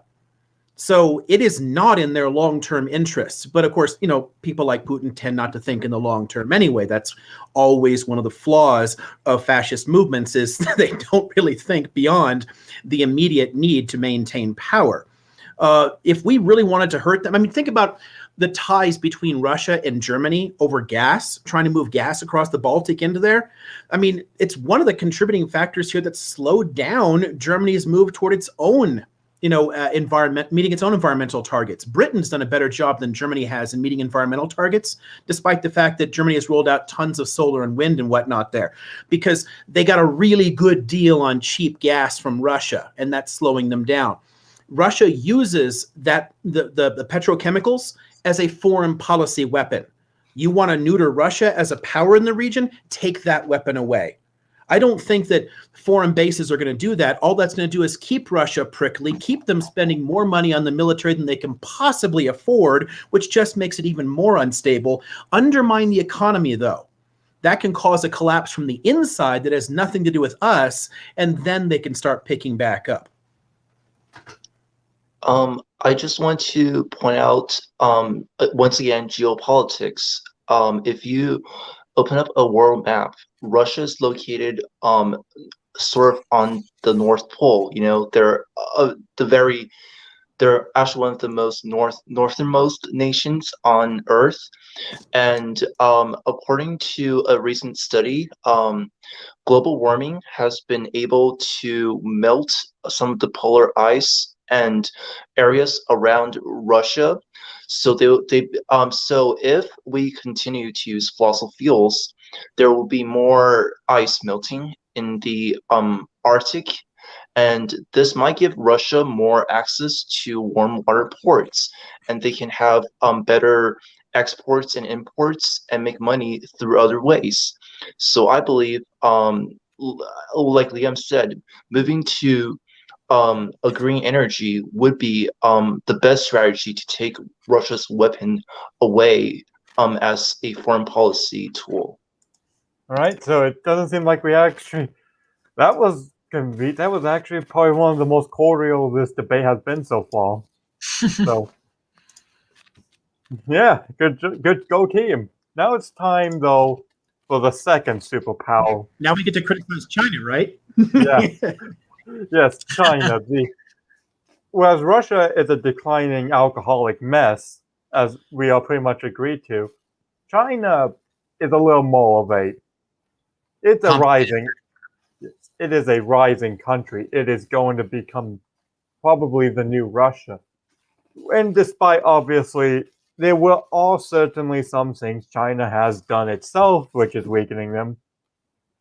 I've seen a good video from Polymatter that explains this about the housing crisis, how real estate is relying the GDP and stuff like that, and demographic crisis. But that doesn't mean that they are going. That doesn't mean that's going to destroy them. So what should be done more about China?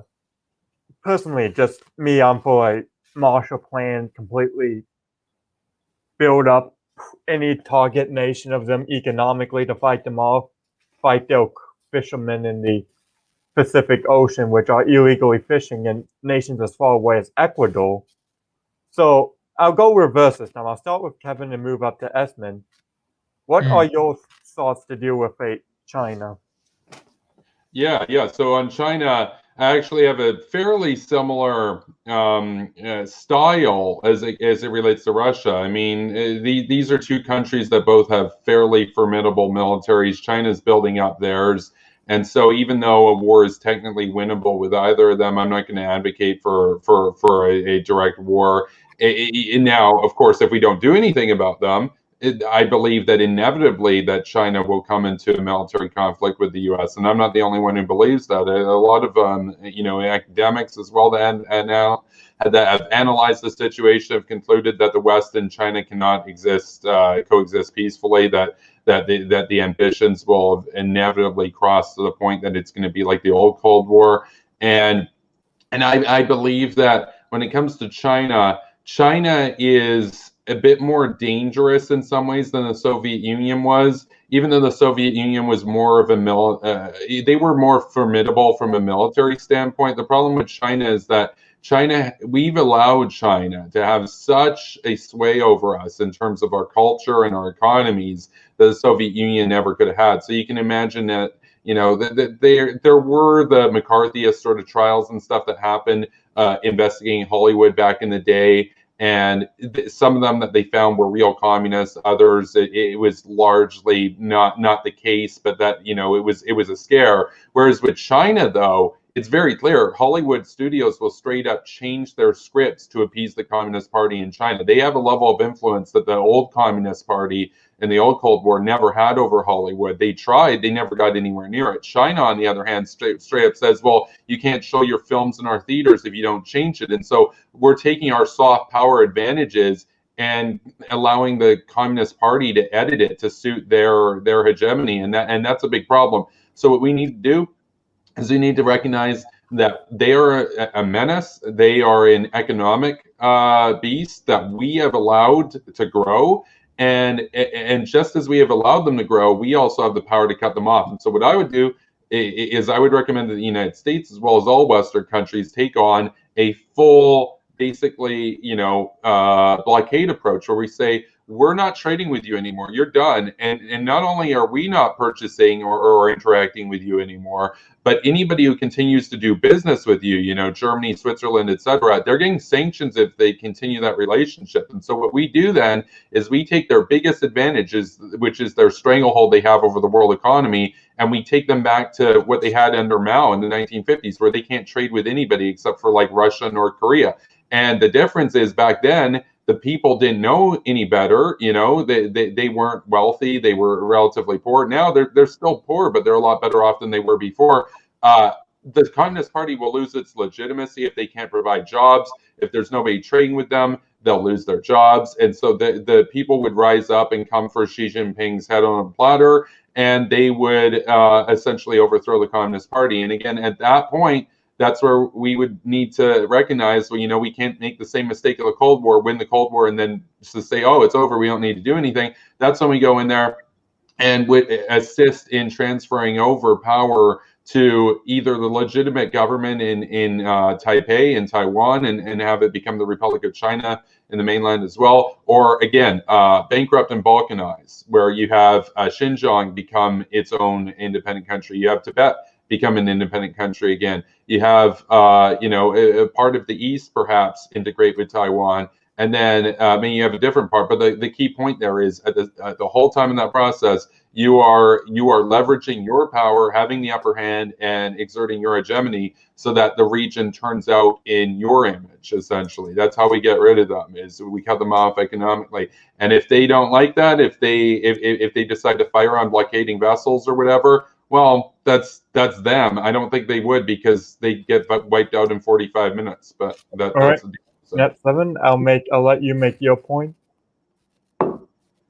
Actually, I'd like to make a point, but if you don't mind, Grayson, I want to let Justin come in, since he hasn't had much time talking. He came late, just so that I have one neocon, one non-interventionist, and then one neoconservative. Yeah, okay, that should work, Justin. I mean, you have the floor now, and I think this, not to sound that like this, but you are Chinese, so I think you could have an interesting perspective on this. Well, I do have an interesting perspective, and thank you, Net7, for doing that. I actually wanted to respond to Kevin's strategy, because he seems to be in favor of both balkanizing China and Russia. I believe that might lead to regional instabilities when you have different regions fighting against each other in a balkanized fashion. But to the point that China is a rising power, they're slowing down. Although they're still rising, they have shown signs of slowing down. And to be honest, you said that we're going to sanction China and make sure they can only trade with Russia and North Korea. That's just not possible. I'm sorry. Even our allies, our European allies, would not do that, because we're just so reliant on China's economy. And I believe the world is heading towards a bifracture system in which both it will be a world order led by both China and the United States. However, I think what we need to do at the current moment is to bring back our jobs and take away the manufacturing power from China, because China is already losing its manufacturing power status to countries like India, to countries like Vietnam, to countries like Mexico and the global South. If we can just accelerate that trend by, providing a federal jobs guarantee program in our own nation, to guarantee that people in the United States can work and manufacture goods, we can essentially topple China's monopoly and their stranglehold on the manufacturing business of the world. And I believe that will accelerate China's slower growth. And I think the only way to change the Chinese government is to start at the elite. Um, the Chinese, a revolution in China would not be from the grassroots, because China is a surveillance state and they have just so much power over the common people. I believe in order to have a revolution in China and make them more democratic, it would have to be from the elite level. And I am actually very pleased to tell you guys that China, the elite of China, at least from what I can see, have become more progressive. Actually, they not only culturally but economically and politically as well. They've come to accept more Western ideas such as democracy. They have come to accept more cultural progressive ideas such as pro LGBTQ, and they have been warming up to leftist economic ideas. So I believe if we can get the Chinese elites to side with America, we can truly change China for the better, and push them towards more of a progressive cost instead of just sanctioning them to death. Because I just don't think it's feasible with in the way that our current global capitalism system is set up. So you're kind of suggesting like the Enlightenment in a way, like have the Chinese Enlightenment like Europe did in the 17 and 1800s, essentially. And this is an inside joke. I would suggest you don't want to send Rothbard PDFs in order to overthrow the Chinese government. That's a long story. I'll tell. Should I explain it to you, or should I just go on to Net7? I guess we'll just go on to Net7. Well, either works if you want to go in, Grayson. But if you want me to go, then I'll go. No, it was just a stupid meme. Someone in a debate with Kevin actually brought that up on how to counter China, but that's all. So Net7 Yoten. Okay, so with regards to how we're going to beat the CCP, the Chinese Communist Party, because you know how I mentioned earlier the Kremlin, I try to differentiate between the people in the country with their government. Obviously, the Kremlin is not the Russian people, and obviously the CCP is not representative of the Chinese people. The CCP are a totalitarian instrument.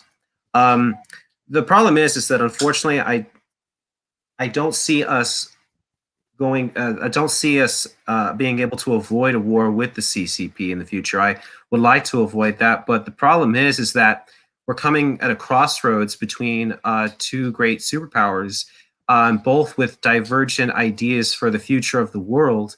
And unfortunately, those two are going to come to a head. They're already slightly coming to a head right now. It's disappointing that we didn't get involved with the TPP, or the Trans-Pacific Partnership, which essentially is now the Comprehensive and Progressive Agreement for Trans-Pacific Partnership. That would have been a great instrument to combat China's influence in the region. Unfortunately, though, the fact of the matter is that let's look at World War I, for example, not World War II. Sorry.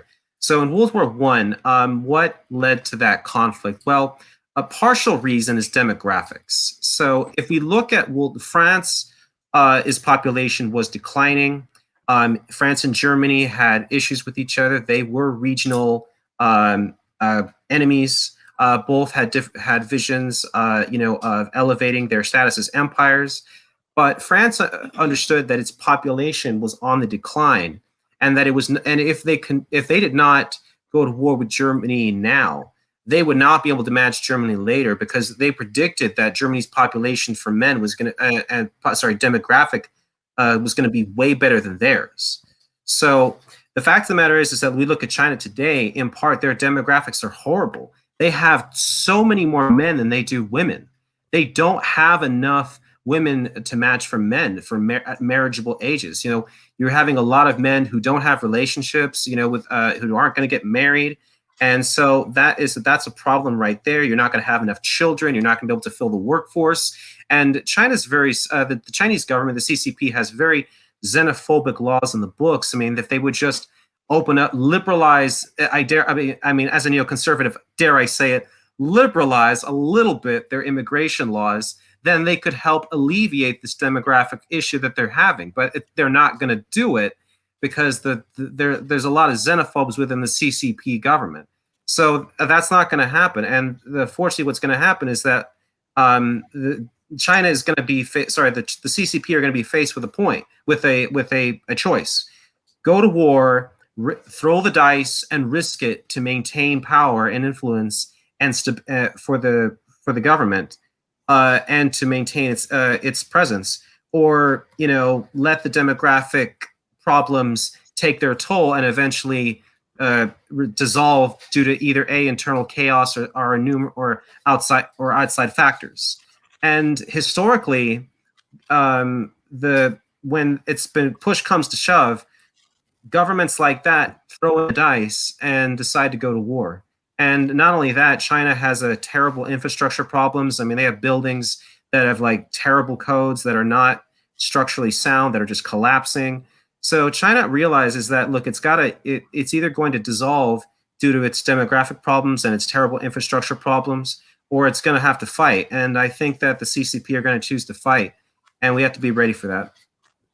All right, so I guess I'll go to Sman. Sorry, Liam, I know you probably want to speak, but I just want to get Sman specifically for because he's you're more of a libertarian, so Yes. You can hear me, right? Yeah, I can. I Okay. just wanted. Well, like Russia, I take a very unfavorable view towards China, or as some people might pronounce it, China. Anyway, I do take a very unfavorable view towards China. I mean, literally, their constitution states, quote, that the People's Republic of China is a socialist state governed by a people's democratic dictatorship that is led by the working class and based on an alliance of workers and peasants, unquote. A democratic dictatorship's an oxymoron. So that is basically my biggest gripe is with that statement. But also the idea of a president for life should concern anybody. And when it comes to China, I do believe that it is more than fair for neocons and non-interventionists to strongly disapprove of any entertainment groups kowtowing to another country who might not like or approve of what they're doing in entertainment, as Kevin mentioned. I find that to be rather obnoxious. I'm guarded with my criticism towards the Chinese government solely as I like to frame the argument as honestly as I can, and considering recent events. I'm careful to make sure that any and all criticisms of China are of their government, not of the people. But that aside, it is absolutely a disaster. China, in regards of its treatment of its people, because we were talking about freedom earlier. A lot of countries that aren't that free look like they believe in freedom unequivocally when you look at how they suppress the access to the internet, the freedom of the press, the freedom of assembly, the ability to have children. It is unbelievable how strongly of a surveillance state it is. If you've seen the film, can't remember the exact name, but it was called the Surveillance, something about a surveillance state. But either way, the point is that China is very much a threat, and I would argue that as to how to counterbalance China's influence, I would push for multilateral trade agreements. My biggest gripe, just to go back to what Justin was saying about TPP, was the way they were drafting it in private was my biggest gripe. I don't oppose multilateral trade agreements with countries in the region to let them know that, hey, you don't have to align yourself with China. There is an out. There is an escape hatch for you. I think that it was a shame that TPP failed because of the secrecy and the lack of transparency. that it could have passed under a divided government with President Obama and the Republican-controlled Congress. But the fact that it was so secretive, and the fact it was so that the corporations were being too involved, I think doomed it in terms of public relations and in terms of a base of support in the Congress. But yes, when it comes to China, who is worse, China or Russia, I would say China by a narrow margin, but it would be outside the margin of error, as it seems like they like to take all the brutal and oppressive things that Russia does, and they like to turn that up to 11. And I have to also strongly agree with Justin that a rebellion from the grassroots is going to be very difficult when anytime you try to organize, they're on top of you. Anytime you try to have any communications, they're on top of you. It is when people say Big Brother's watching you in China, that's not even a political talking point. That's reality.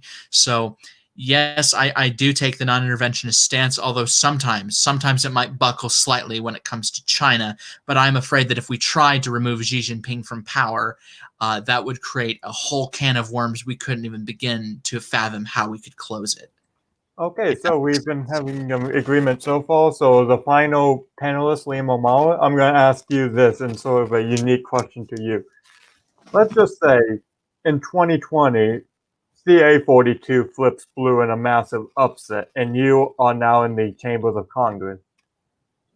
What resolution would you, if an issue on China came up and you were asked the right resolution, what would you want to specifically target them on? I'm honestly not even sure where to start with a question like that. Oh, I mean, there are a ton of issues with which I take great exception to the CPC government there, and their human rights record and everything else. I have a ton of problems with China, and I got no problem whatsoever writing like censure resolutions and whatnot. But I'm also not terribly keen on crashing the entire global economy.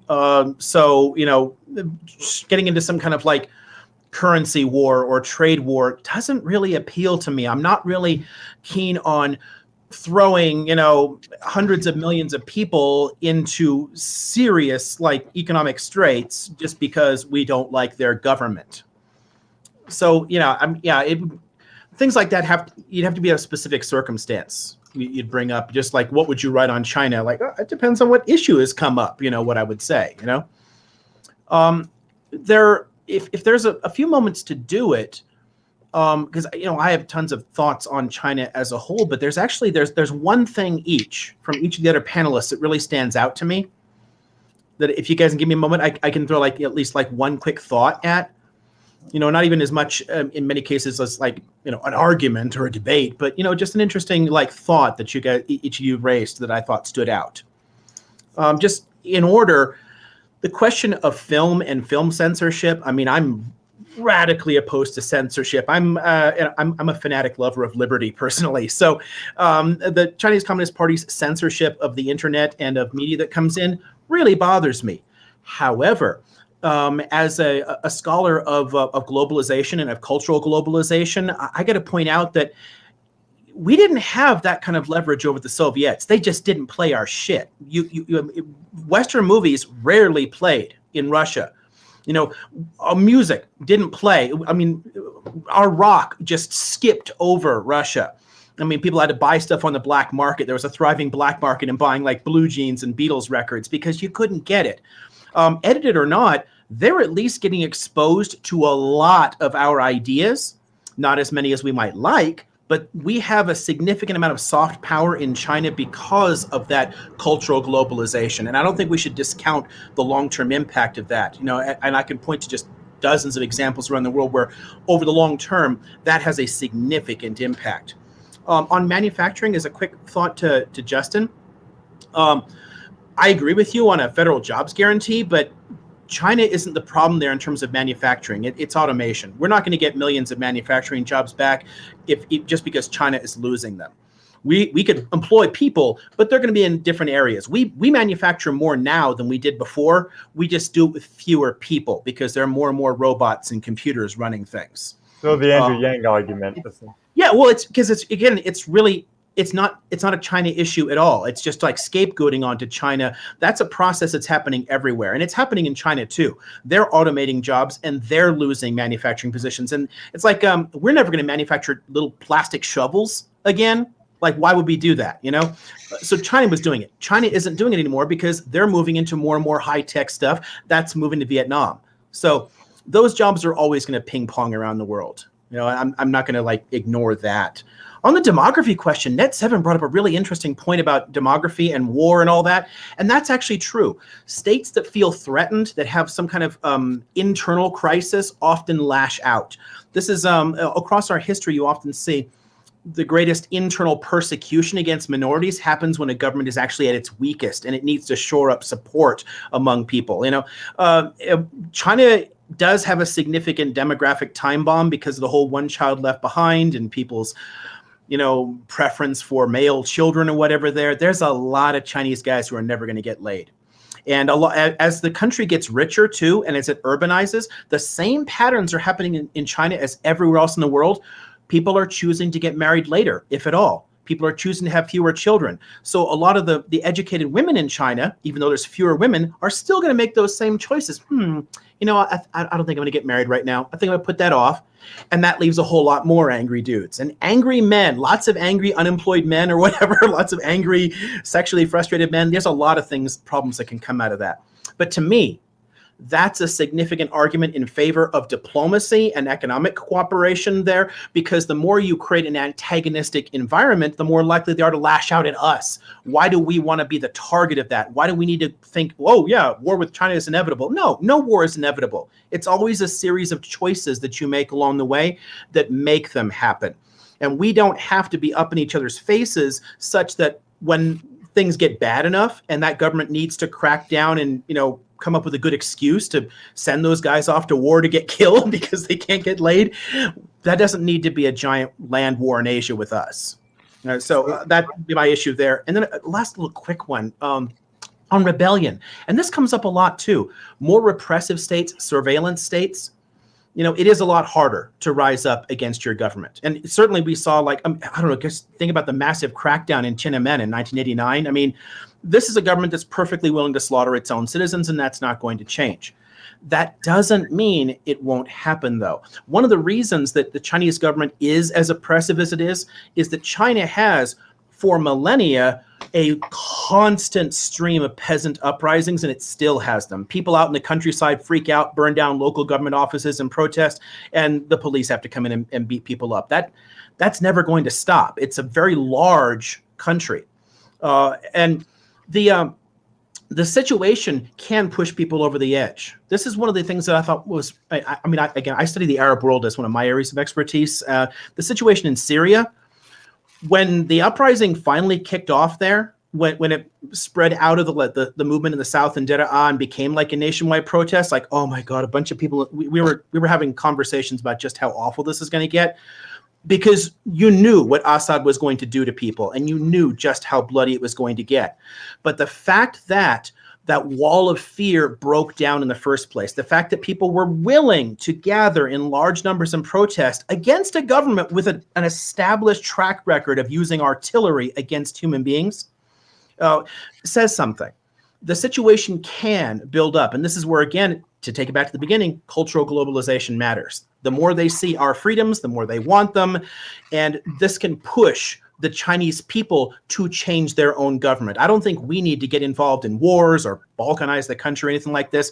Change is going to happen in China. That's inevitable.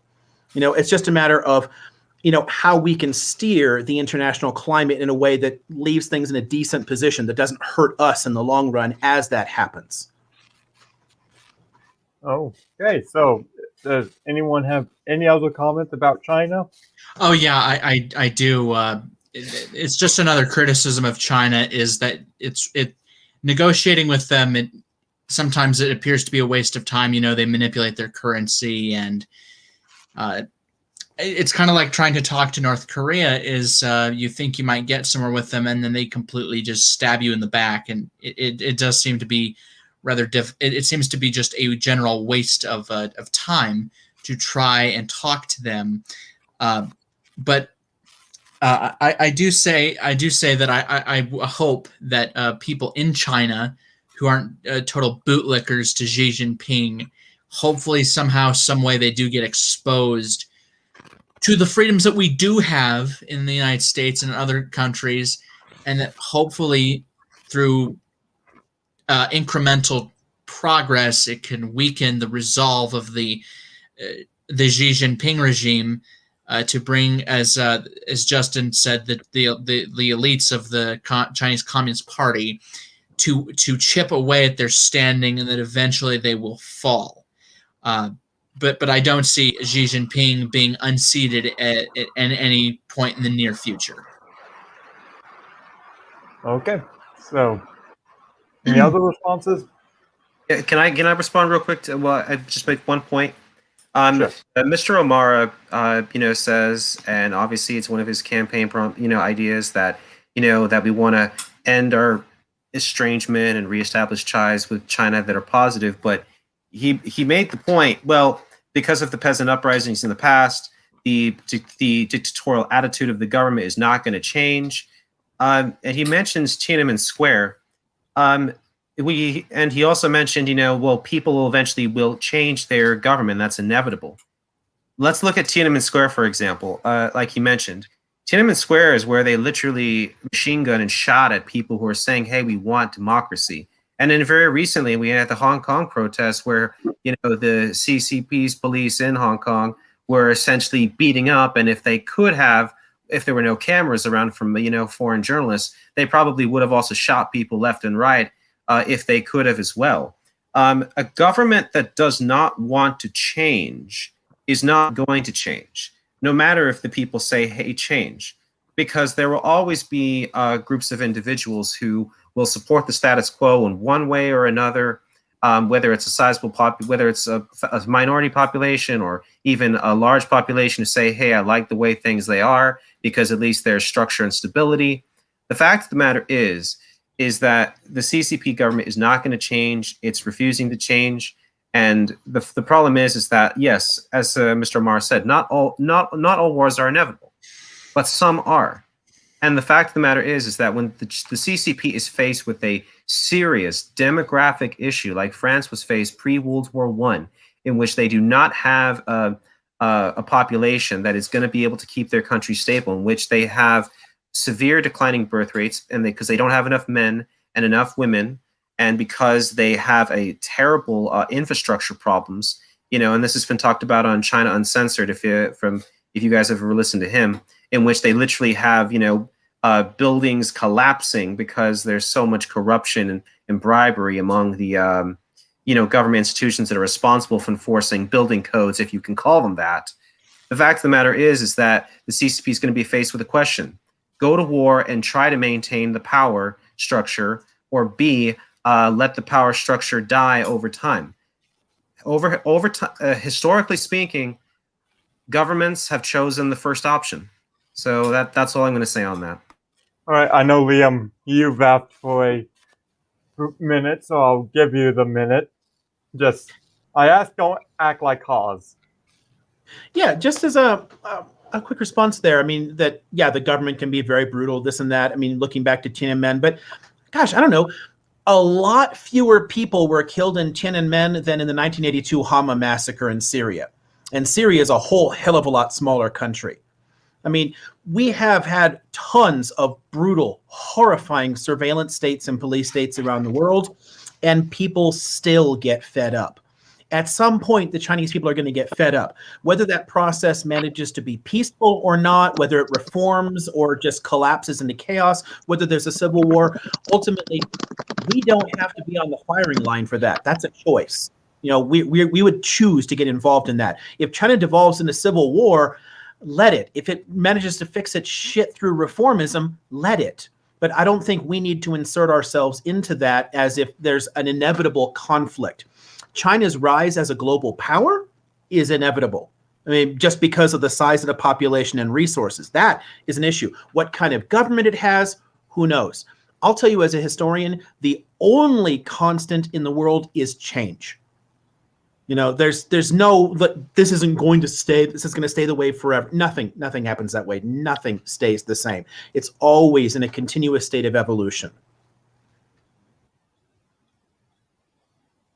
Okay, so I'm going to assume I'll just add, change is not always inevitable when you have people that hold machine guns and mow you down for saying, "Hey, I want change." That's not true. I am sorry to jump in, but I want to point out that China, as in the CCP, only took over China in 1949, and that was about, was it 70 or 80 years ago? I can't do math tonight. 70. But they're 72. yes, they're fairly China, as in the People's Republic of China, is a pretty young country. And within our own history, the history of the United States, we've committed genocide against Native Americans. We've too didn't give women the voting rights, and we need a universal suffrage movement, and then we have Jim Crow, and then we have the civil rights movement in our own history. So I agree with Liam Amara when he says that change is inevitable, and even if the people are faced with machine guns, change and the desire to be free is in human nature, and I trust that it will happen.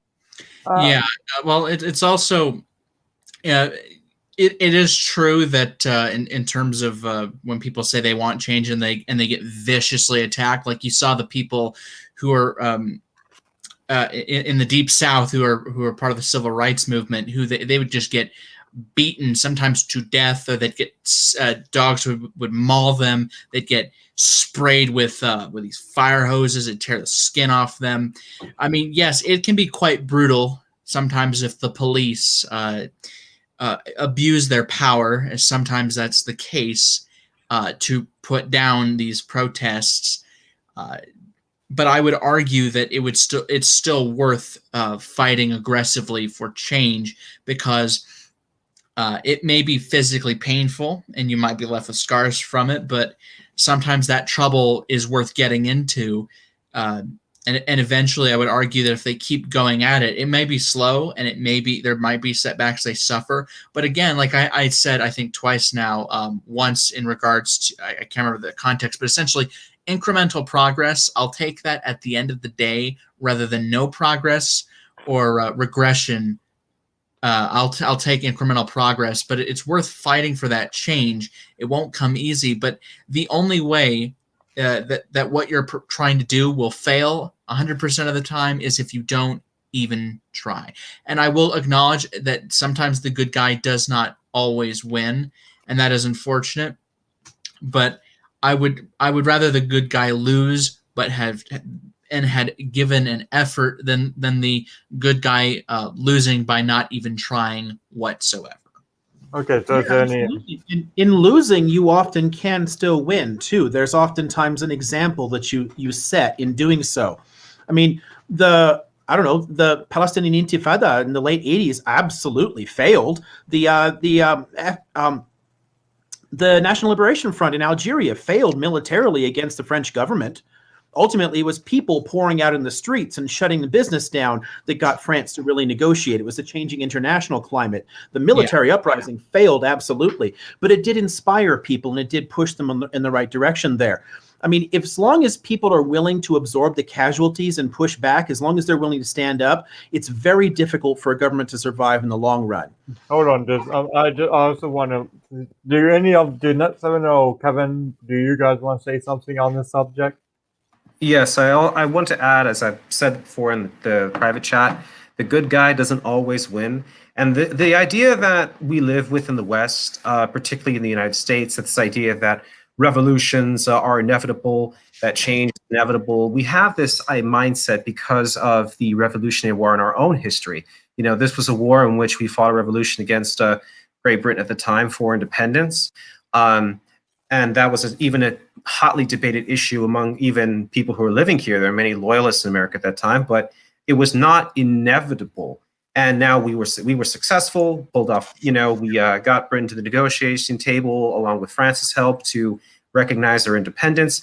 But we tend to think from our Western mindset that is always inevitable, that change is always inevitable, that revolutionaries are going to win. And we get this a lot from our fiction too, like the Hunger Games, the revolutionaries, beat the bad authoritarian bad guys. But that's just not the case historically. Most revolutions historically, and not all revolutions are good. I want to add this. Some revolutions are actually waged and have bad implications because people are saying who are conducting revolution don't always have the best interests in mind. Sometimes people's revolutionary ideas, like in Algeria, for example, in my opinion, were pretty bad because after the war, they started slaughtering people, other Algerians who had been for the French government or had supported them. The fact of the matter is that revolutions are not inevitable. Change is not inevitable because if the authoritarian system wants to keep people down, they can do it, and they've successfully done it for a very long time. It's the same thing over in the CCP. They did it in Tiananmen Square. They're doing it in Hong Kong, and they'll do it again without us intervening. That's why I say war is inevitable, because you have two systems again, one that is undemocratic and totalitarian, and one that is democratic and free largely. We have universal suffrage. We have independent courts. We have freedom of travel. We have a Bill of Rights. China does not have those. And what these two systems are going to come and clash with each other eventually. It is inevitable. So, sorry to jump in. This is going to be my final comment on the Chinese subject. So this is why we need to perfect and better our own system. You mentioned so we can be an example to the world, and so their revolution can model after us. We have, like you said, the Bill of Rights, which is an awesome thing to have, and we have freedom of press, and we can make it freer by not letting six corporations controlling our entire media organizations, and we have an independent trial system, and we can maybe perfect that by not making like money talk over our judicial system, in which the rich can't afford to pay really good lawyers and get them out of legal trouble. We can perfect and fix our own system so that we can be the model of freedom across the world, and use our soft power to influence the revolution that will come from China to make it more democratic and better for the world as a whole.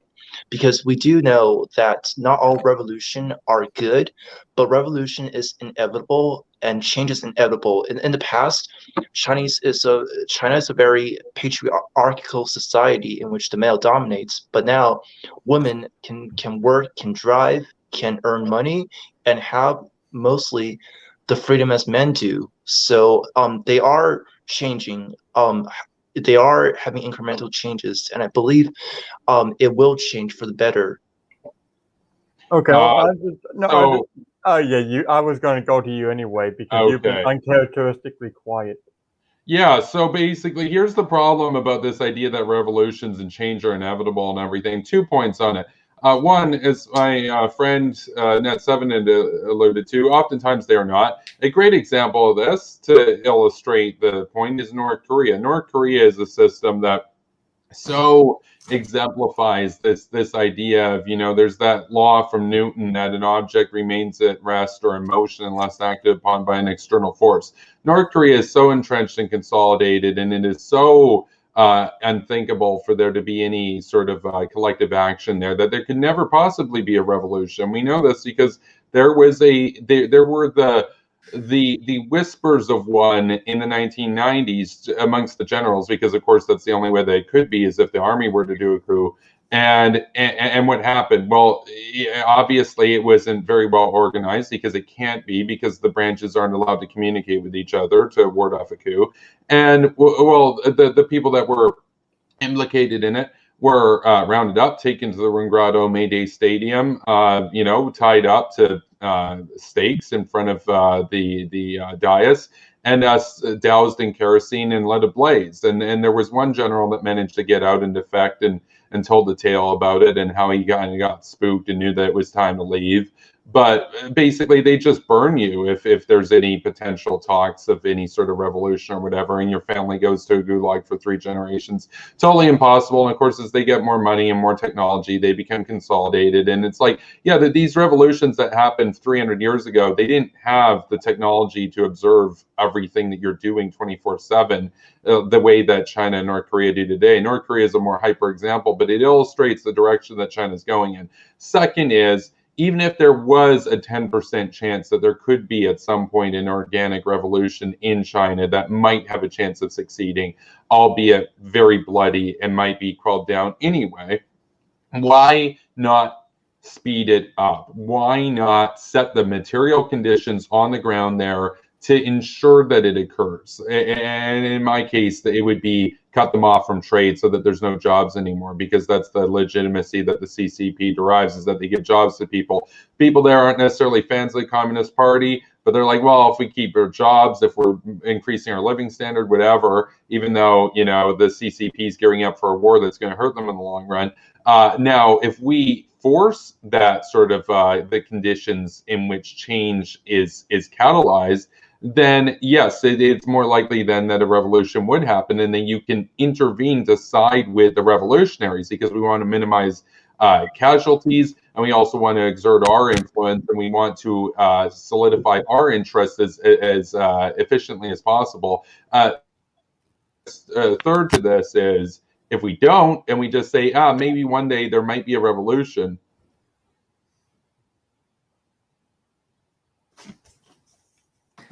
Yeah, that's a really great point, Kevin. I just want to just voice my agreement with him on that, because, we often, get the fictional images in our media, particularly in our movies and our books, is the idea that guys always win. Historically speaking, that's not true. The bad guys win a lot of times when good people decide to do nothing, and that's the big quote, And the fact of the matter is that, if we try to say to this point, well, China will democratize on its own.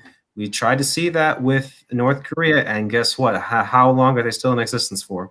Still there. We seem to have lost Kevin. Yeah, his camera lagged so hard. In fact, I thought it was on my end. I thought everyone was lagging because Liam was like frozen, and then it just cut back in like so intensely. Okay. Wait, was that on my end, or did you guys experience a freezing too? I experienced it too. Your camera and Liam's was frozen, and even Grayson's for a second, and then Grayson came back, and then like everyone else. I was like, please don't let it be my end. I hate that when it happens during any of my debates. Oh man. Well, basically, I was just saying how essentially we need to speed it up, because if we don't, and we just say, maybe something will happen, then we increase the chances that that inevitable war happens before when a revolution might take place. So in other words, let's say it's 32 years. Let's just say we know for a fact that there's going to be a nuclear war with China in 32 years, and they'll have more nukes than us by then. And there will be a 20% chance that there's a revolution beforehand. That means that that war won't happen. Or we ensure a revolution happens earlier on, and we avoid the war, and we take initiative and proaction on our part, and we avoid the war, and we get a better place there, and we don't have to do a nuclear war with them, and so on and so forth. So my point here is, like, even if it was inevitable, let's say there was a revolution in 70 years, but there's an inevitable war in 32 years, you'd still want to bankrupt them in a year or sooner, however fast it takes, so that you can guarantee that you have the highest chance of winning. Because I guess the problem is, if we don't fight like our lives depend on it, which they do, we'll be buried, because the CCP wants to bury us. I'd rather bury the CCP first. So thank you. Okay, hold on. I think we're Justin. Are you there, or do I have to add this other one? The worst part of the debate for our tech stuff to be failing us. Yeah, Anyway, we've been going at this for about 2.5 hours. I was wondering, I was thinking either we do the last bit or we and close it up and maybe do a part 2, or do you guys want to do like a 30 minutes of just random topic? I would be more comfortable with a part 2. It is 10 minutes past midnight, and Yeah. I am starting to feel a little. It's a little hard to concentrate, but I mean, I've enjoyed. Even if I disagreed with even a few of the points that have been made by the neocons or the fellow anti-interventionists, sometimes it may have been on some domestic politics that they slipped in there, but that would be a whole different debate for another day. All right, so I guess Yes, I think we should probably do closing statements. I agree. Yeah. okay, so I guess we'll find out a time that works for everyone again for part 2 if you all want to do that. I'll start with Sman Speaks for closing remarks. Okay. I'd like to thank Grayson again for having me on. It's I have not done too many debates in recent times, so this was kind of good to get to open a new year a few months late by doing this. I understand where the neocons come from. I used to very much agree with them. I used to say that we should absolutely unseat Kim Jong-un from power, and the way I used to propose doing that probably would have gotten us all killed, so gladly enough that didn't happen. I do believe that I don't oppose war in all circumstances. I just think the United States needs to be a lot more cautious when it comes to intervening in other countries' affairs, and should have a standard, a more clearly set standard of when do you intervene and when would you say we should pass up that opportunity and not do so. And that if the United States is going to intervene on some moral grounds, we have to look at ourselves in the mirror and make sure that if we're going to do so, there's no way we could be hit with charges of hypocrisy when it comes to human rights or when it comes to when it comes to human rights, and to ensure that if we're going to intervene as well, that we don't go at it alone. Because if we're going to intervene, countries that are in the area nearby that might support what we're doing should get involved as well to build that coalition and make it clear this isn't just the United States that's saying this.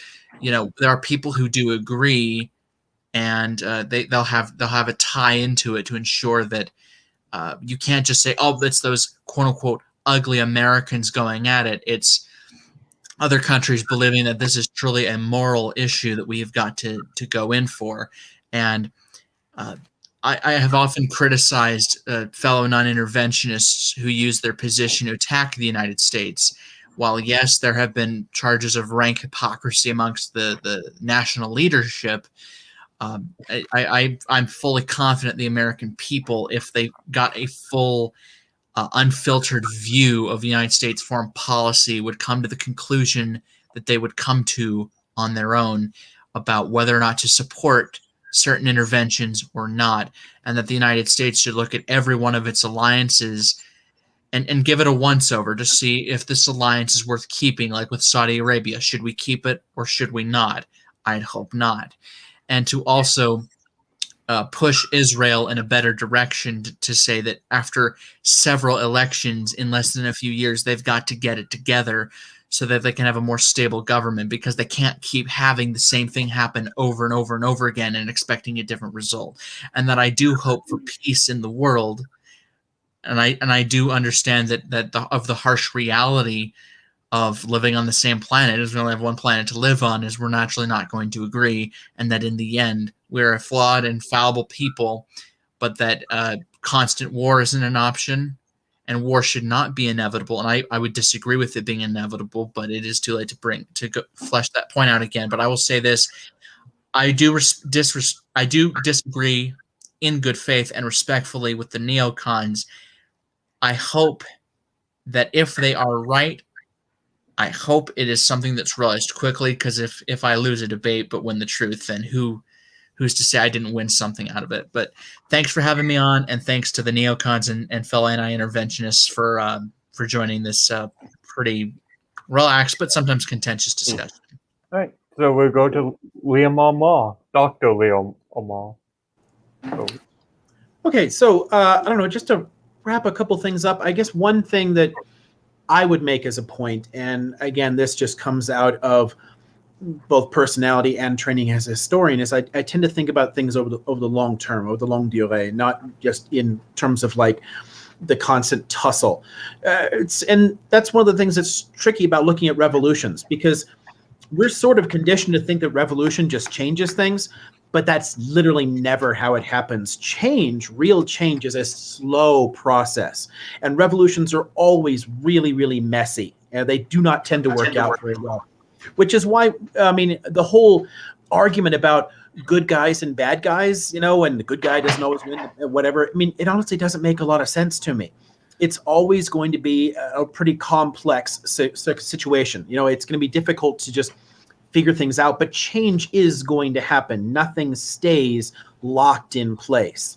And I think that we should, I don't know, take a step back sometimes from these passions there, because there's a tendency in some countries, and the U.S. really has a strong dose of this, to respond with unwarranted fear toward situations, and that can really complicate our foreign policy. This whole idea that the Chinese are going to bury us is just like the Russia's power mad. She's going to eat us alive. She's going to bury. I mean, and that was never true too. That was just as much bullshit. There's a giant freaking ocean between us and China. They are no threat to our freedom. They might be a threat to our military hegemony in the Asia Pacific region.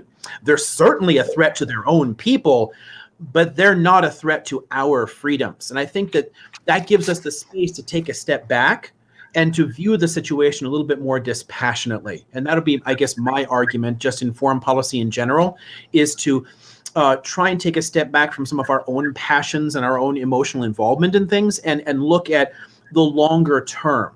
In a lot of these situations here, rather than constantly reacting out of a fear of loss, we're going to lose something. Anyway, this is a lot of fun. I enjoy this, and again, while I'll disagree with positions from anybody, I enjoy respectful conversations. I like getting into these things, and to me, I'm always going to argue against the idea, not the person. So I think that if we kind of keep that in mind, and just like we can savage each other's ideas all night, but there's nothing personal in it for me. So if we want to do a part 2, I think that was coming up in the private chat there. I'd be down for it. So Yeah, anyway. I mean, yeah, we would have to get into contact about it and scheduling, but yeah. Also, since it didn't come up, Kevin, you need to trim your ears. Okay, we'll go to Justin now. Okay. Well, thank you so much for all being here tonight. I actually learned a lot about your positions and ideas.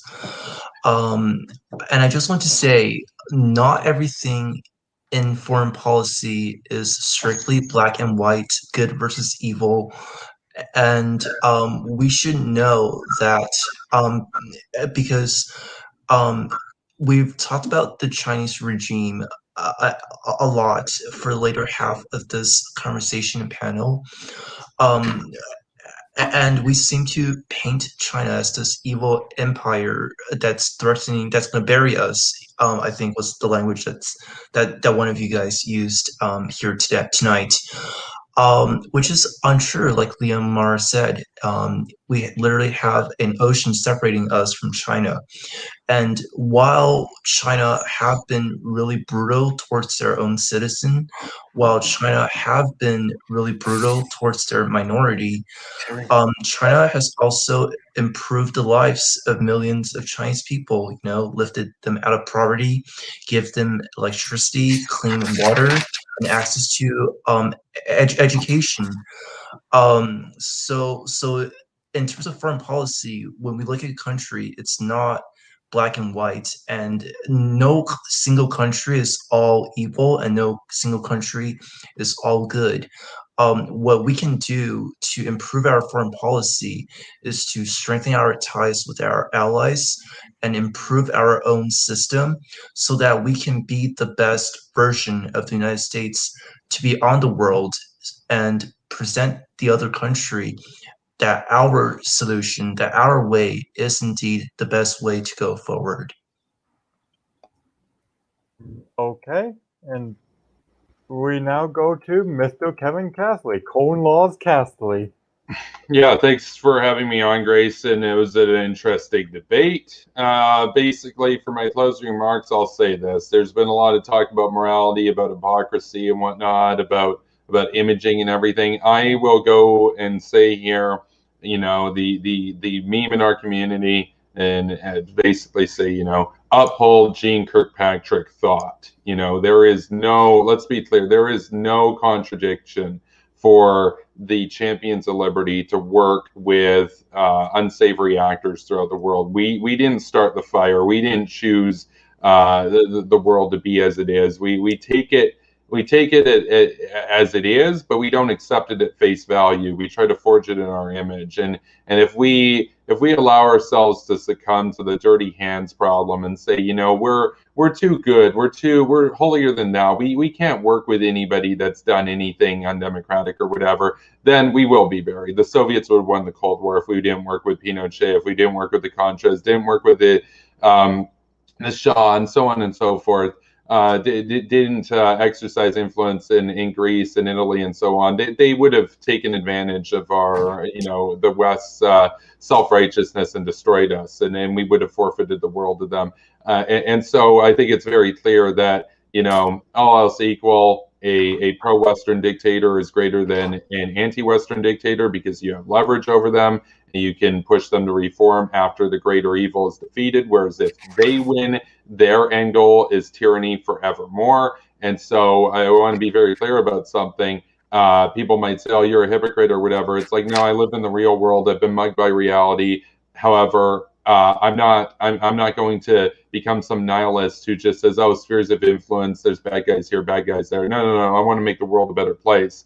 But I'm not so pure or dogmatic about it that I would be incapable of working with Saudi Arabia. Saudi Arabia has proven themselves to be an incredibly loyal ally of the West, both in terms of countering Iran as well as countering Russia and keeping oil prices low. They've been a great force for stability in the region. I would say, if there's anything that we should take away tonight, at least from what I've offered in terms of my perspective here, it's that if you truly did believe in defending liberal values and propagating them abroad, you would uphold Gene Kirkpatrick thought. Thank you.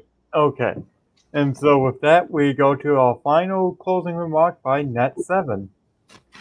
Yeah, Grayson, how long can our closing statement be? Is it 3 minutes, 4 minutes, 5 minutes? Just don't keep it too long. Okay, then. So, ladies and gentlemen who have been listening, I want to thank you so much. I want to thank my fellow co-panelists, those who have had different views than I. It's been great discussing with you. I also want to thank my good friend Kevin Newcomb Castley. He's great. I'd love to hear some of his thoughts as well. Ladies and gentlemen, Sman told you earlier in this debate he's not an isolationist, but yet he said in this debate he doesn't care if a group committing wholesale slaughter is Yeah. Justin earlier said that Green Earth policies can prevent war, specifically with Russia. But it's already been proven that the Kremlin funds those very movements he talks about to prop up their power structures. Yes. Dr. O'Hara said that the U.S. isn't really free, but yet we have an independent court, we have freedom of travel, we have a Bill of Rights, and we have universal suffrage. And yes. he and Justin also suggested that because of the distance, and Justin being more explicit, saying that we have an ocean between us, that war is not inevitable with the CCP. However, the same argument was given in World War I with the German Kaiser. The same argument was given in World War II with the Japanese Empire and with Nazi Germany. We had oceans then. That did not stop the conflict. Ladies and gentlemen, the non-interventionists are isolationists at the end of the day. Their policies go all the way back, even prior to the American First Committee, to World War I. But the modern day non-interventionist thought, whether it's on the right or the left, is sourced in the American First movement. I would again have my viewers look at the writings of Justin Raimondo, one of the most famous paleo-libertarians, and also to see some of that praising for someone who supposedly was a libertarian and supposedly believed in freedom, and yet endorsed people like Charles Lindbergh, who said that we should appease Nazi Germany.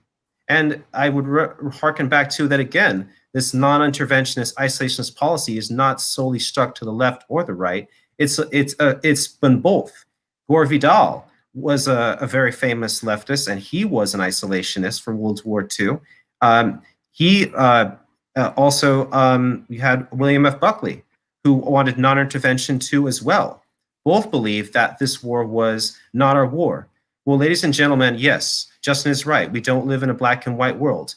However, there are times where we have one choice or the other. And just like in World War I, we had a choice where it was either a somewhat democratic France and a democratizing Britain, or the German Kaiser, a militarist of the Prussian dictatorship style. In World War II, we had a democratic world versus a despotic world. In Korea, we had a tyrant dictator who had no intentions of reforming, versus South Korea that had the potential for reforming and did reform. In the Gulf War, we had a choice between allowing Saddam Hussein to illegally occupy Kuwait or driving him out to free the people of Kuwait. And in the Iraq War, we had the choice of either allowing Saddam Hussein to retain power and to persecute the Assyrian people, to persecute the Kurds, to persecute Christian Arabs, to persecute his people, or to stop him. Ladies and gentlemen, sometimes we do have one stance or the other. Sometimes the issue is black and white because that's the choice before us. And ladies and gentlemen, humanitarian interventionism is the way forward. Thank you for your time. Good night. All right. So we are definitely going to need a part 2 to this because Yes, we will. Anyway, thank you all for watching, and thank you all to the panelists for agreeing to come on. And with that, this is Hungry Country Bar closing out.